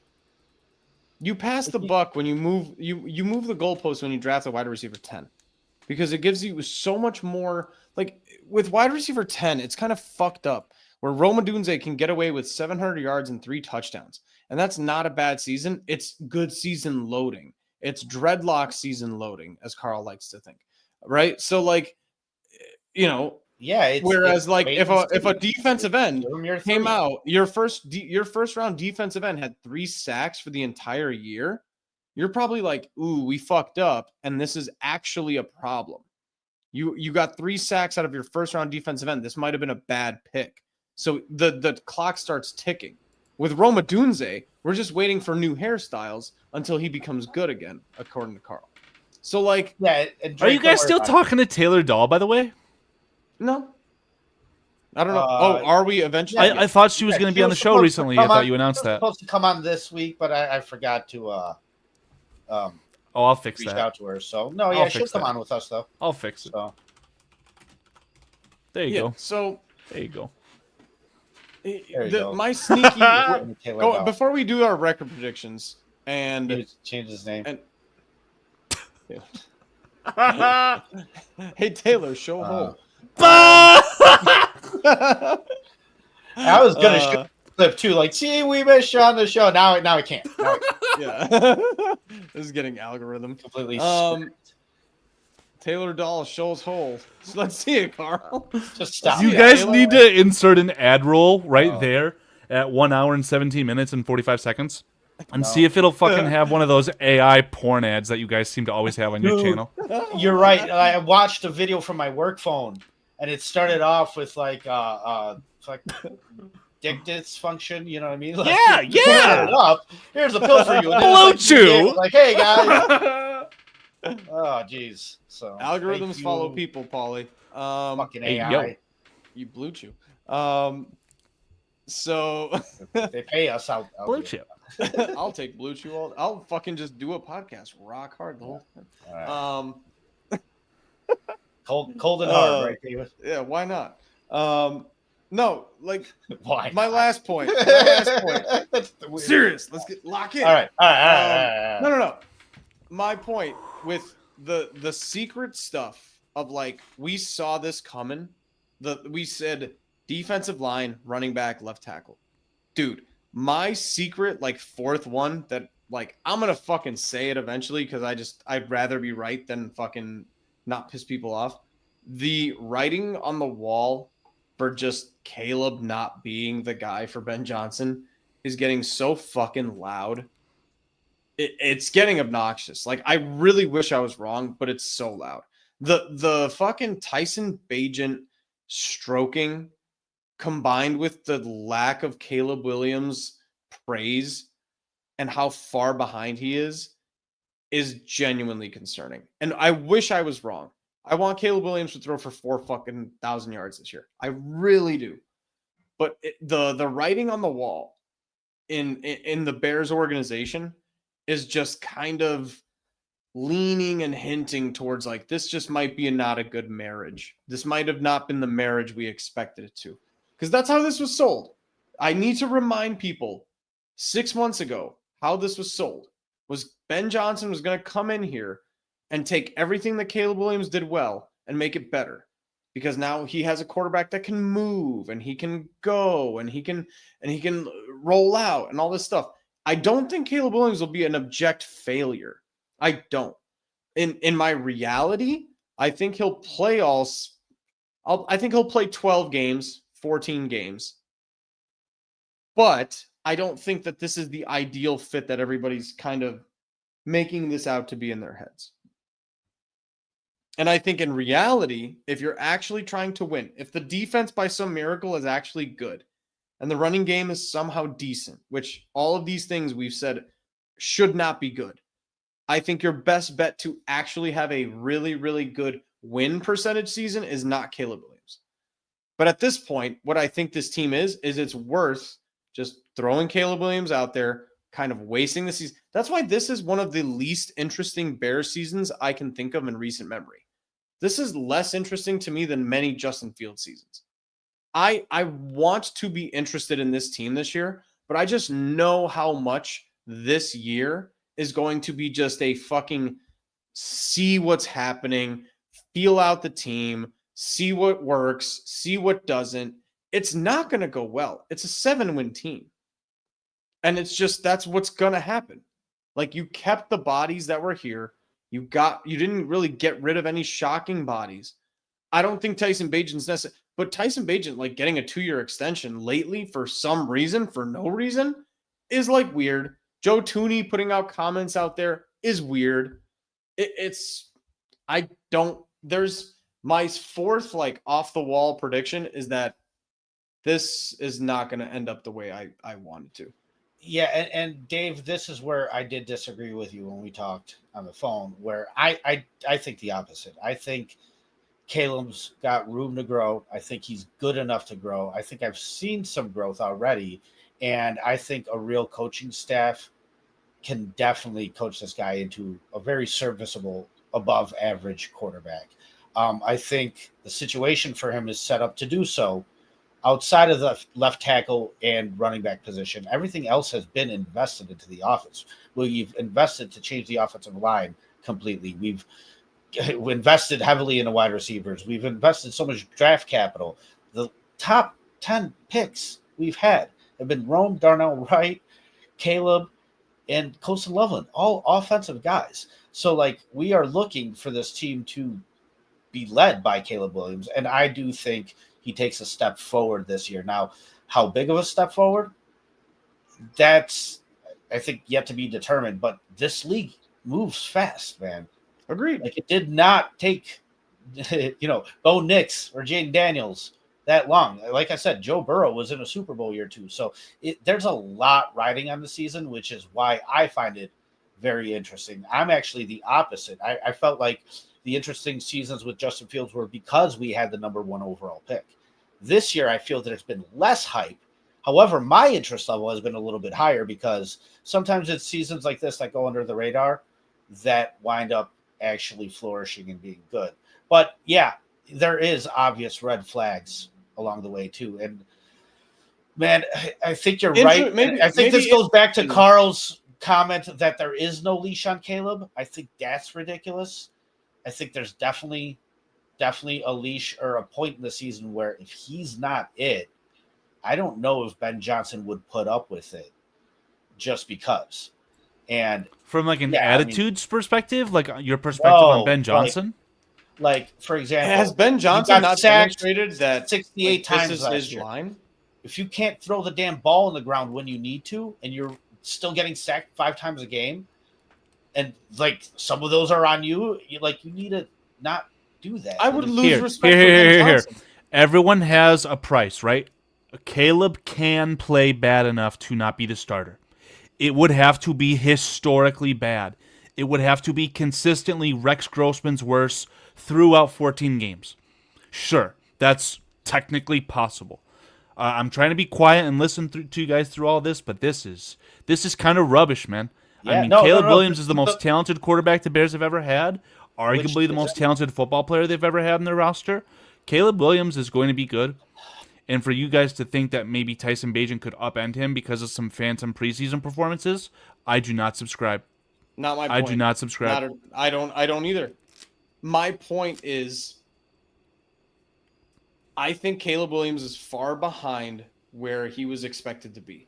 6 months back, this was supposed to be Ben Johnson and Caleb Williams being like fucking this, right? And all we've heard, and it would honestly make me lose a little bit of respect for Ben Johnson if Caleb Williams came out there and didn't perform to a Ben Johnson standard based on what we've seen so far. Ben Johnson talking about how the offense isn't up to standard because they had like 1 or 2 bad drives. That's just a level of expectation that Ben Johnson is presenting as a coach.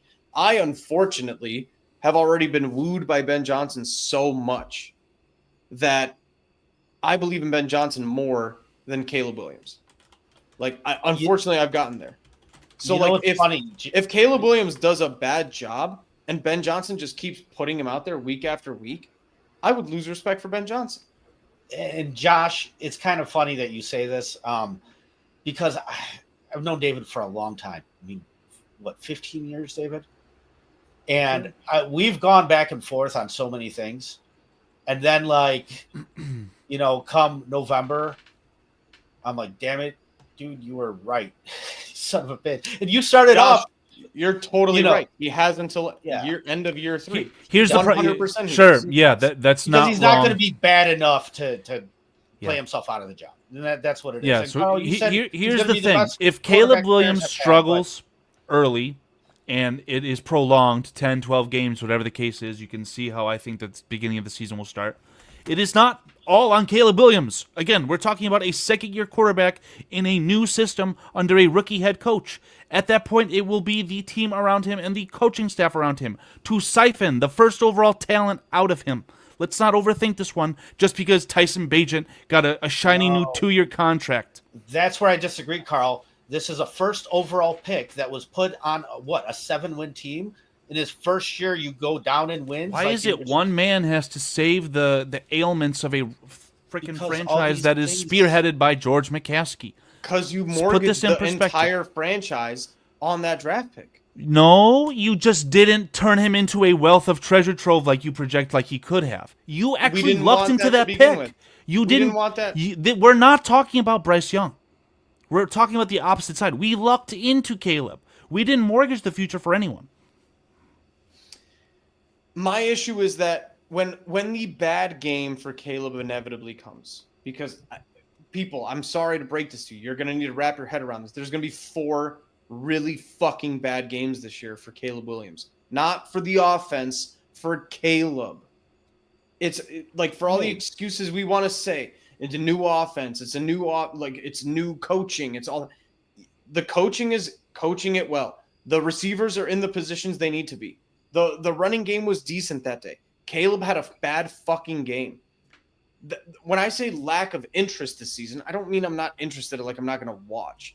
It's just that, what the fuck are you going to say those days? Like, you just get to have 6 games that are just 4 to 6 games that are just dog shit as a first overall pick when you have second-year quarterbacks going to Super Bowls? And so we're just like going to move the goalposts.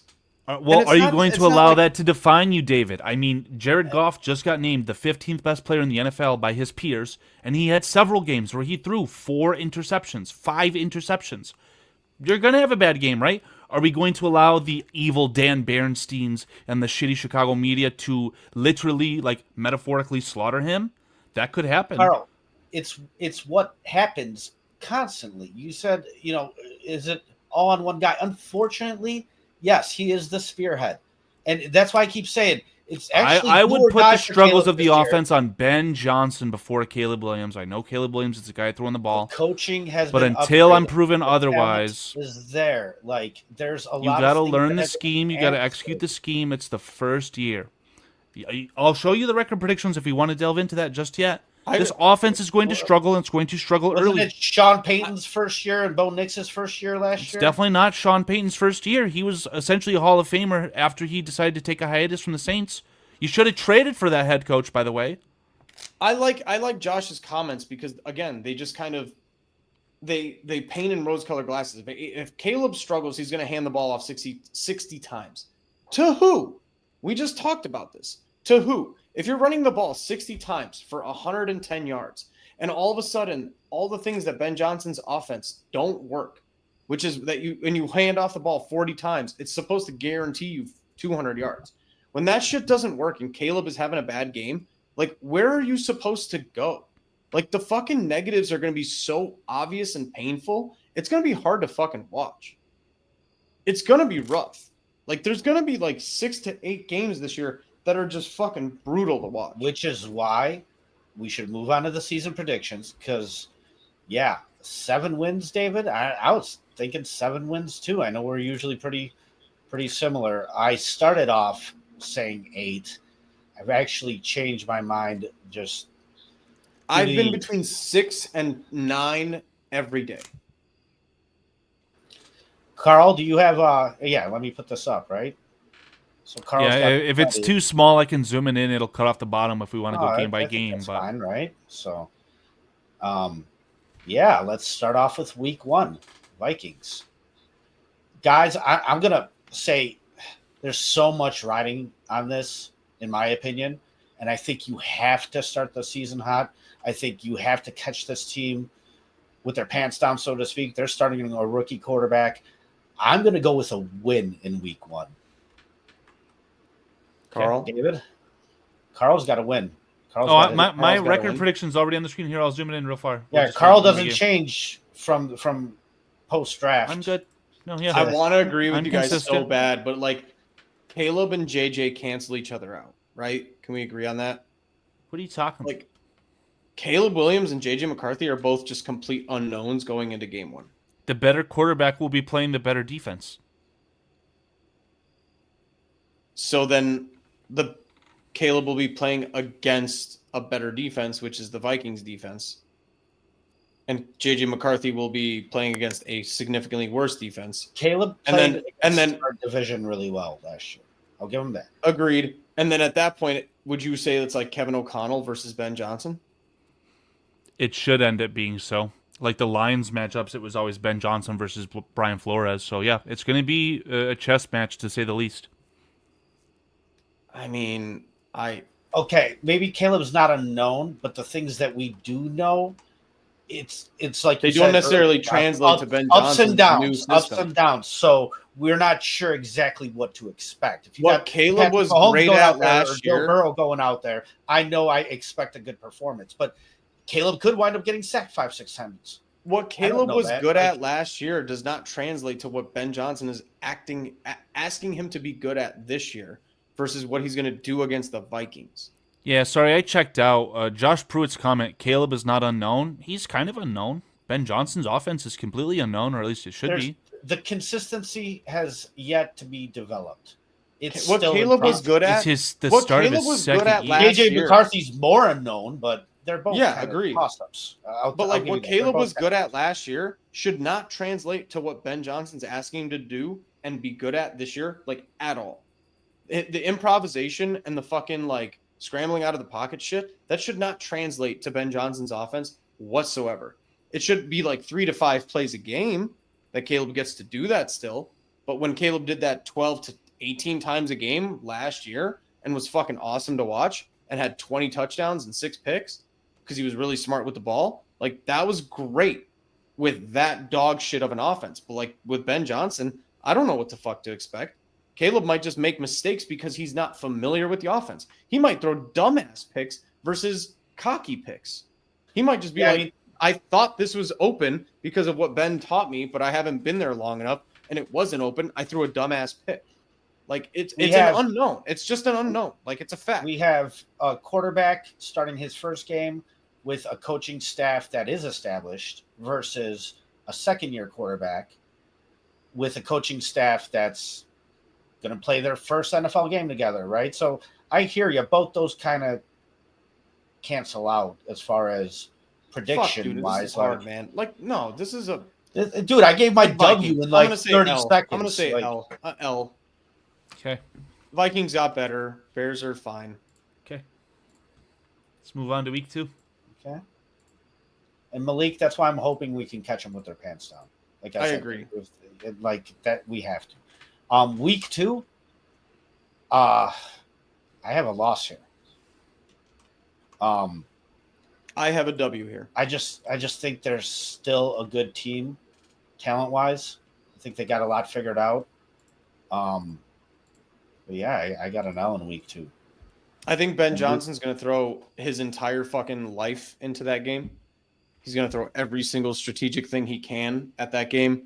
I think Dan Campbell's going to be caught with his pants down 2 weeks into his regime as like something that's a little bit too much pressure for him. And I think that's where you get your W. I'll when you guys are done, I guess I'll just like encapsulate as to what I said when I said it on May 15th.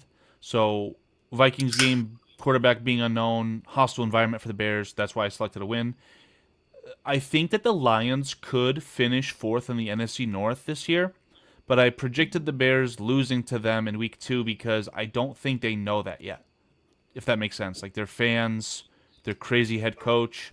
I think that they can get lucky early and talk about a hostile environment in week 1. Those fentanyl-laced fans in Detroit are going to go berserk when they see Ben Johnson. So that's going to be a very hard game to win. I can't fathom Ben Johnson going 0-2 either. Like, he's going to win one of these 2 games. And I think more than likely it'll be against the Lions. Yeah, and then I have a loss in week 3 against the Cowboys. I mean, it would not surprise me if Dak Prescott came in here and just got the job done for the Cowboys. And we're talking about Matt Eberflus's swan song here as well, by the way. Eberflus matches pretty well with Ben Johnson's offense, but I just don't think that the Cowboys have the talent. I'm going to give them a win. Them being the Bears. Bears. Okay. And then in week 4, I have a win against the Raiders, putting us at 2-2 going into the bye. I got them losing to the Raiders. Yeah. I've got the Ashton Jeanty masterclass. I've always been skeptical of this run defense. I think that watching Isaiah Pacheco average 8 yards per carry over the left guard that replaced Joe Thuney is very evident, regardless of Grady Jarrett being there or not. I think that if Ashton Jeanty can stay healthy and prove himself to be even slightly worth the pick that was selected on him, I can see them getting, 300 yards rushing against us. I think the Raiders are just sneaky in general. I think they're going to be 3rd place in that division somehow, some way. Okay. They're going to beat out somebody. I don't know if they're 4th. This is the only thing I'll entertain saying is, like, this is what I mean. If you're 1-3, God forbid 0-4, this is where I think it does people favors. Where, like, you might make a quarterback change. I'm not even saying Tyson Bagent, Case Keenum. If if the offense just does not work through 4 Carl's games, prediction, I've listened to David quite a lot. Come out of the bye and lose. Yeah. I've done quite a lot of listening to David's takes. I can emphatically say that suggesting that if the Bears were 0-4, that they would have a different quarterback going into the Redskins game, that is your worst take that I've ever heard, David. It is the worst one I've ever heard. It's got to be Caleb and Jaylon. I think that if you're 0-14, maybe you talk about it. But until you hit that rock bottom, yeah, it's Caleb. I think if it's mostly Caleb fucking up, again, like, defense might be good, it might be bad. Like, wide receivers might be good, it might be bad. The running game might be good, it might be dog shit. The quarterback position might be good, it might be dog shit. Do you know how bad Caleb Williams would have to be to lose games on his own? Is it impossible? And you think that Ben Johnson is so negligent that he would just say, "Yep, go to sleep tonight, Caleb. You'll get him next time." He won't even let the kid go to sleep. He'll fucking say, "What's a call? What's a call?" Like, he won't let him fucking sleep. He won't let him be that bad. If Caleb got himself sacked 10 games or 10 times in 4 games. Let's entertain the idea. Is that really that much? I guess it is. No. 63 sacks last year? Let me entertain the idea that Caleb got sacked 12 times in 4 games, 3 times a game, and 10 of them are his fault. He just extended the play, fucking drove the team backwards because he just reverted back to Caleb stuff. Like, is that ridiculous? Reverting? He had a relatively good season last year. I agree. He had a great season. He also got sacked 68 times. He had 33% Because of Jake sack rate. Kierhan. By the way, Jake Kierhan went to the Arizona Cardinals practice squad. He was a sleeper agent. He decided to say, yep, I don't want to play football against the Arizona Cardinals after you get the Fail Mary from the Redskins. Like, that's the quality of terrible offensive linemen that he was dealing with. And why are we blaming that on Caleb? I'm not blaming it on him, dude. Like, look at statistics. But like, you're suggesting it could be something in a What? brand new offense with a brand new offensive line. Statistics, I dude. agree. Ozzie Trapilla was a failed draft pick. The left tackle position is a problem. But the left tackle position is not going to give up 12 sacks in 4 games. Carl, Joe Tooney will play left tackle before that happened. Okay, Jaden Daniels went to the fucking NFC Championship. He was the second most sacked quarterback against pressure situations in the NFL next to Caleb. That's why me and you can go out there and say Jaden Daniels is going to go less than 500, but the idea that Caleb Williams won't be fucking better is like blasphemous to the people in the chat. Like, everybody's like, Jaden Daniels will have a season of regression. Jaden Daniels just took your fucking team and dragged a 36-year-old corpse to the NFC Championship, and we're all ready to go like, Jaden Daniels and the Washington Commanders are going to have a fucking year of regression because it's natural and it's normal. But if, God forbid, Caleb Williams doesn't progress to a level where he's not as good as Jaden Daniels, it's like unfathomable. Like, we're expecting a year of regression out of Jaden Daniels. We're penciling that in. But like, Caleb Williams has to get better. Or else it's just not possible. It's we can't wrap our heads around the fact that like Caleb Williams won't have a worse season than he did in a sophomore year. Fucking CJ Stroud was lined up to be MVP. CJ Stroud was lined up to be MVP, and he barely limped into the playoffs in his second year. Like, what the fuck are we talking about? And Caleb Williams had a good year. It was a fucking solid 6.5 out of 10. And it's like, we can't entertain the idea that he'll have a bad year under a new coaching staff that's asking him to do shit that he's never done before. But like, the poor coaching staff conceded at least 4 wins last year. This is a weird tangent right now. So Caleb performed the way he performed, but there was obvious things going haywire around him, right? Like the coaching staff and things like that. So we can say he probably overperformed based off the situation. Guys in better 100%. Guys in better situations have done better, right? So now those situations are fixed. And that's why when I look at Carl's prediction, if you go 1-3 and then come out of the bye and lose, that's how it's on Caleb, Carl. Like, at the end of the day, you're going to live and die with your record. That's what this league is. That's what this league does. I don't think it's so, just fair to say, yep, it's Caleb. Yep, and it's lose Caleb. Games like that and not entertain the idea that the guy who's the most impactful position has something to do with the fact that you're losing games left and right. It would have to be prolonged.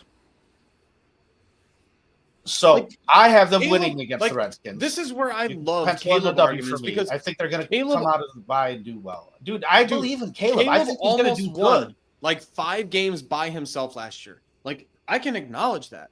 Caleb almost dragged this fucking corpse to the finish line like 5 times last year, and then everybody blamed the coaching staff for not helping him drag the corpse into 5 more wins last year. Great. So you would have been a fucking 10-win team instead of a 5-win team.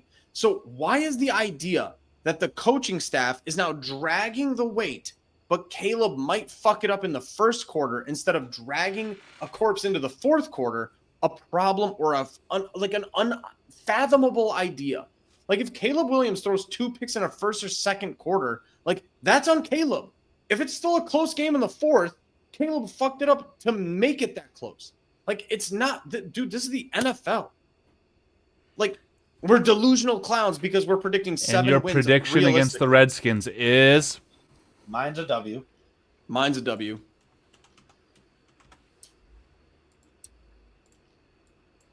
No, it's funny because we're the negative ones, yet Carl's sitting here with the 1-4 record prediction for now. You're right? allowed to have a bad running game and a bad run defense. It's 3-2. So, like, however, I just want to address the chat a little bit. Let's not pretend like we haven't seen quarterbacks come here and just get completely ruined. I acknowledge that Caleb was the only reason we were in any games last year. Yes, he definitely overperformed based off his situation last year. But man, I have not seen Also, many like, what are we quarterbacks talking like about? This is a crawl top 5 back from defense for having a 7 weeks. 68 talking sack about? season too. Like, there's a lot to overcome here. So the possibility that he's not everything is Dude, like, it's there. So like Caleb's first game that was good was against Jacksonville in London. That was like week 6. Like, what the fuck are you talking about? This was a top 5 defense until Tyreek Stevenson happened. And we're just going to be like, Caleb kept us in the game every game as a rookie. Like, what are you talking about? You're just lying. You're literally just lying. His first good game was against the fucking Jaguars. Because he put us in position to win at the end of the Washington game. He put us in position to win at the end of the Packers game. Right. And at that point... And the Vikings game. As far as his job is concerned, defense fucked up. Performed. And then he overperformed the rest of the season. Right. And guess how many wins he has on his record? 5. Because you live and die. They go on your record. It doesn't matter how you get there, dude. You cannot be a losing quarterback in this league and keep your job for very long. Well, this is where people get to move the goalposts then. So if the defense fucking sucks next year and Caleb throws for 300 yards every game, but he fucking goes 5 wins, the defense is the problem. So every year it's always the other people's problem. Like, it's never the quarterback. It's just never the quarterback's problem. See, and Cam, that's kind of or Carm, that's kind of what David's saying too. Like, yes, the quarterback is the most impactful position. The end of the game matters the most, obviously. You want your quarterback to perform well in clutch moments. But, like, dude, I go back to the Justin Fields era when Fields was getting sacked 5 times a game, and then he got hurt, and Bagent went in there and got sacked 5 times in 4 games. Same cast around him, guys. Same exact roster. However, the style alone helped improve sack numbers. This is something that, like, people can't comprehend. It's called game scripts. You're going to there's certain be held accountable for teams that have mastered game scripts. Like, game scripts fucking matter. The Steelers, when Mike Tomlin has never been below 500 because he runs the ball early, he plays defense super hard. But if Mike Tomlin ends up 10 to 13 or 14 points down in the first or second quarter, Mike Tomlin's fucked. Because the situation in the game script he puts himself in this year or every year is fucked. Caleb can put himself down 10 points in the fucking halftime or in the first quarter, and he can still drag a corpse almost into a winning situation, and then Caleb gets all the fucking credit. Like, how about Caleb puts his team up fucking 10 points in the second quarter and doesn't have to fucking do that shit in this situation? This is why Justin Fields never worked out in Chicago, why he's not going to work out in the Jets, is because if the Jets are down 10, Justin Fields isn't bringing you back. Like, that's just the fucking situation. So, like, what I'm asking of Caleb Williams is, like, be up 10 and don't make fucking obvious mistakes in the first half of football games for once. Go watch. You want to tell me to watch Caleb Williams highlights from last year? Go watch first half highlights from fucking Caleb Williams last year. And tell me how much he put his situation into fucking winning the football game by halftime. And when he's dragging a close game into fourth quarters. Malik, they don't blame Burrow for the Bengals defense because Burrow already proved otherwise. You know what the problem is. Also, it's not Burrow. Here, it's still unknown. Like, also, if you're paying, go talk to a fucking Bengals fan. They're fucking sick of that argument. They're fucking sick of that shit. They love Joe Burrow, but at a certain point, they're like, well, what the fuck do you want us to do? Like, this is just an unsustainable team. Like, Joe Burrow is fun to watch, and he'll fucking throw for yards, but if he's not winning games, they're not fucking happy. So what are we talking about here? Week 7's where I got a loss. A miracle loss against the Saints. Yes, a miracle loss. I'll take a win again here. Week 8, I have a loss. I have the easiest loss of all time. Week 9, I have a loss. I have a loss. Yeah. Carl's a little behind me. There you go. No, there you go. IT guy. Look at that. Copy and paste. Getting it done. And then I think week 10 is where we bounce back and get a win. I would be there with you as well. A win.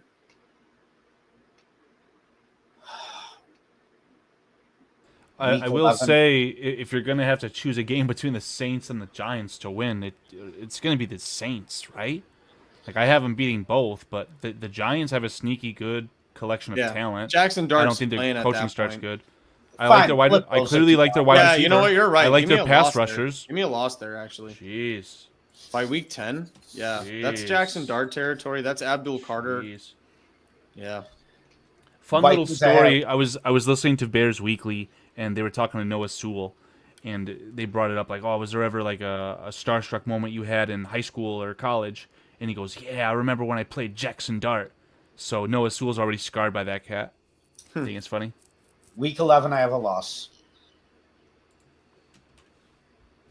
Fuck. Yeah, you're getting swept by the Vikings. Week 12, win. This is like mid-November. This is my like normal time to be fucking just super depressed and just only look forward to Christmas. I fully expect that. All right, David. Well, are you going to tell us that Aaron Rodgers is going to go into Soldier Field and own the Bears? That's a win. That's a win.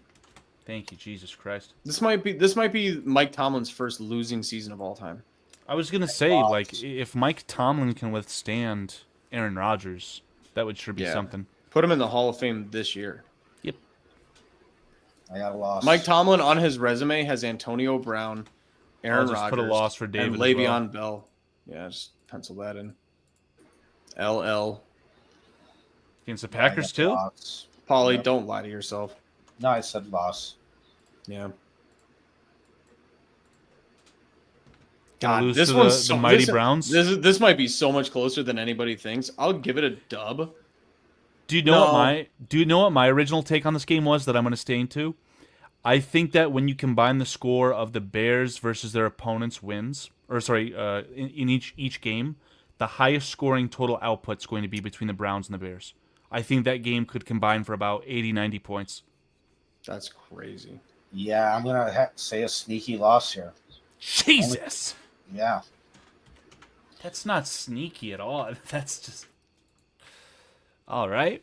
I think the Browns are going to be better than people think they are, but I don't think they're that good. That's a dub. Jesus. Are you getting swept by the Packers too, Paul? What are you doing?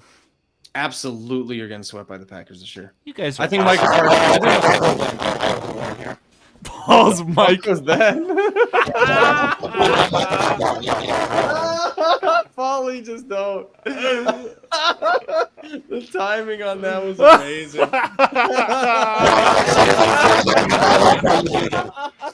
Stop it. Stop it. Stop it. You fuck, it hurts. Oh, fuck, that's almost as funny. That's almost as funny as when he slapped his mic off the table. No, it's so bad. It's ruined. It's ruined. So bad. It's so bad. No. Just type at this point. Oh no. Or just do this or this. Oh no. Oh fuck. Oh no. Oh man. Dude, That you're was not awesome. dude, I'm telling you, like, stop it. Stop it. Oh man. If the Packers get like a trade midseason this year, which I just see coming, like they're getting somebody good. Like the Packers are just so lined up to get a receiver or like a fucking... There's a lot of smoke about Packers and Parsons, so... What did I text the moment that fucking happened? And you laughed in my face. I need to start just recording every conversation with Carl just to make him look like a fucking idiot. Let's have it. What did I say the moment Micah Parsons asked for a trade? I said, sneaky, low-key, the fucking best team that Micah Parsons would be. The Packers. All right, you predicting a whole NFC North 0-6 run? No, I gave a win somewhere in there. Didn't I? Who? No. Did I? No. Vikings lost. Packers lost. No, you'll beat the Lions. You'll beat the Lions once. Oh, you're 1-5 in the division. Yeah, Okay, L. So it's a loss. Jesus Christ. L. You're not gonna end the season well. You guys are crazy. You guys are crazy. Is my mic better now? Yes. Yep. Paul's got 1, Um, 2, 3, 4, 5, 6 wins. So David's got 6 or 5. 1, 2, 3, 4, 5, 6. All So right. you know, I'm I was originally thinking 7 wins. Yeah, So you me might too. steal one out against the Saints. You might steal one against the Browns, maybe, or you might win one of these division games as well. Maybe you don't get swept by the Lions, but yeah, I have them 6 to 7 wins. I don't think this team is at the point yet where you obviously beat the bad teams and then obviously lose to the good teams. Like how the Chargers just instantly went to that level last year with Jim Harbaugh, right? Where it's like they'll beat up on the bad teams. They're going to be competitive in the good games, but they'll lose most of them. You're not there yet. You're not even close to that level yet. Like Justin Herbert is miles ahead of where Caleb Williams is going into year 2. It's just not even fucking close. And so I'm going to say, and what, the Chargers went like 9 wins? If you're fucking 7, you should be kissing the ground that Ben Johnson walks on. And It's if fun, it's Carl. You guys are crazy, but your prediction's only 1 more win. I think it's just like the style and the way that you do it. Like, oh, we're going to go on a hot streak. David predicts 4-2, literally exactly what happened last year, and then you essentially lose out. I don't see that happening. I don't see that outcome. My issues with this football team are with the offense not being at 100%, operating efficiency quickly enough with a young head coach and a new scheme. But And my narrative, you're gonna have my narrative issues fits stopping my the run. win-loss the same way. Like the team could be fucking operating at peak performance at the end of the year offensively, but I think this defense is going to be so thin and tired by the end of the year this year that it's going to be painful to watch. I think that like instead of this year losing games fucking 31-12, you might be losing games like 27-24. Where the offense is just getting there. They're just figuring it out. End of the year, like, this is the other part that I can't stand about the narrative. It's like, it's going to take till week 8. And then Ben Johnson and Caleb Williams are going to click. Like, says fucking who? It's probably going to take a whole nother offseason for them to click. Jared Goff and Ben Johnson didn't click for like 3 fucking years. And that guy was in the NFL for 7. This guy's been in the NFL for 2.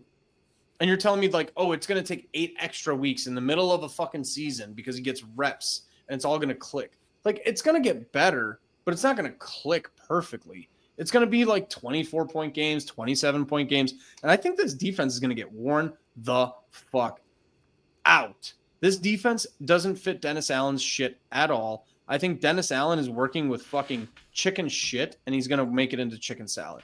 The fact that Tremaine Edmonds is on this roster on a Dennis Allen defense tells you everything you need to know about this fucking defense. I don't know, man. I think that they have the talent. It's going to fall on the coaching, but it is going to be a team that, if they are going to win a substantial amount of games, probably has to be because of the offense. I don't think that there's enough talent on this defense. I don't think it's even close. And that's why, like, I'm going to hope that Ben Johnson is that fucking brilliant and Caleb Williams is that transcendent. Like, the one piece of credit that for all the haters I hate on Caleb Williams, the one thing that Caleb Williams was amazing at last year was being fucking flexible. Like, he was malleable as fuck. That dude went through 3 coordinators as a rookie and was like, I'm all right. I'll figure this the fuck out. Yeah. And still was so like football. And was pretty damn careful with the football. Because he kind of had to be. Whereas, like, if Ben Johnson is like, dude, you're my guy, and you can kind of sling it, he might not be. It might be a little bit of a, like, if he gains 7 extra touchdowns but throws 5 extra picks, is that worth it? Probably. Yes. Like, if he gets Johnson literally said it is. Yeah, 27 touchdowns but 12 picks, like, probably worth it. Pretty damn good. Unfortunately, with the guys like Adam Mason, it actually is going to boil down to the stats of everyone's favorite EPA, expected points added.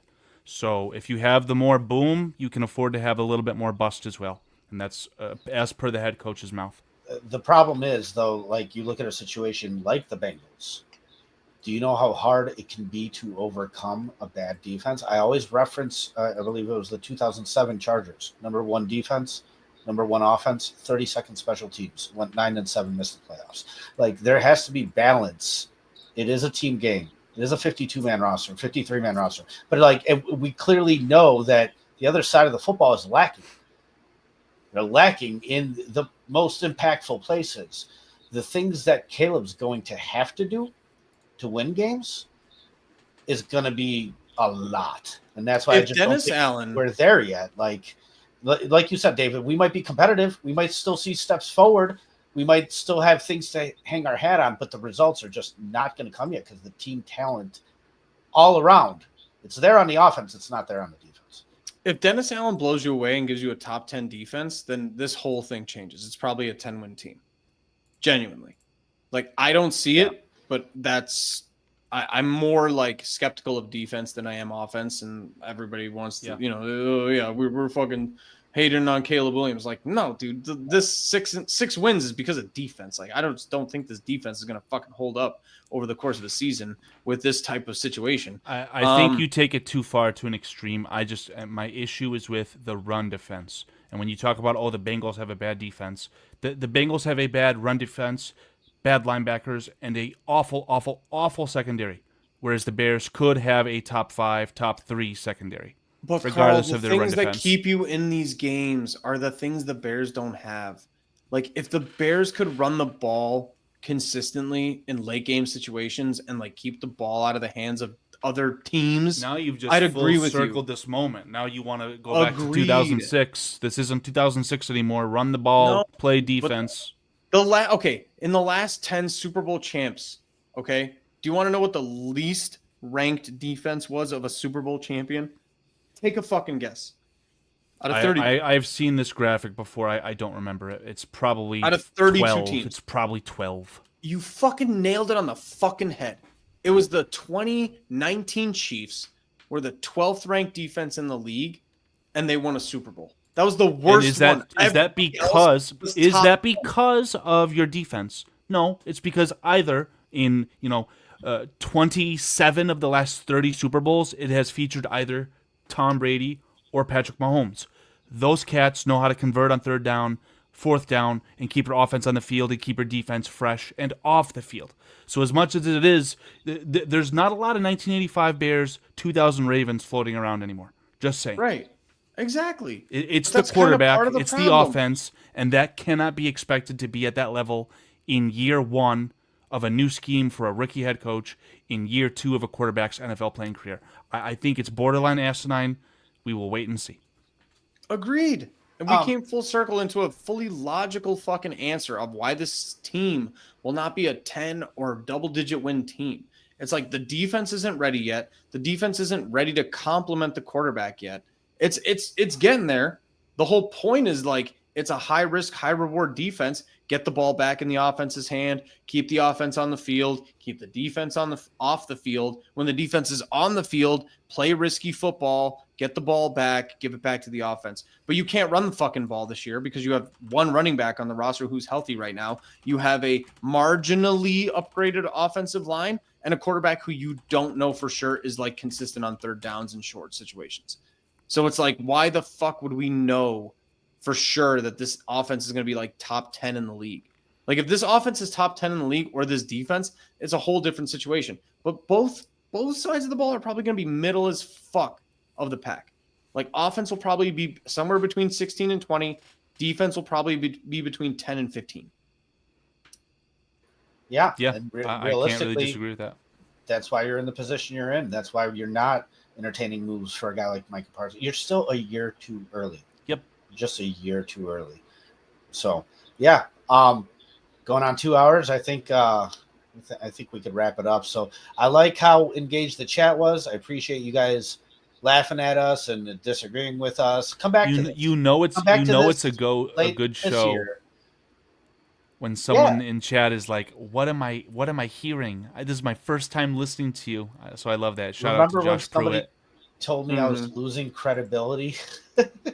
Yeah. That was Oscar. And Oscar, Was I it? just recently Yeah. interacted with him on Twitter. I will never let him down. I always dude. ask Oscar about his credibility. Listen, we're Ant gonna Mass. stick People who we know, Ant Mass, like realistically coaches of the X Factor. Absolutely correct. The best, Yeah. most consistent part of this team right now, I mean, somehow 3 months into it, is probably your coaches. Like somehow among all these players and all this shit that's going on, Ryan Poles, the most consistent and reliable part of your team is somehow Ben Johnson and his fucking coaching staff. And he did that shit in 3 months. And we've been watching this shit for 3 years develop. Get the fuck out of here. but we're gonna get 10 wins. Yeah, we're supposed to be 12, Paulie. Have a good night, everybody. Thank you guys so much. Chad said 15-2. Yeah. Fuck. Record-breaking season incoming. I would expect I'm dead. And like somehow I fantasize that. Thank you guys. Have a good night.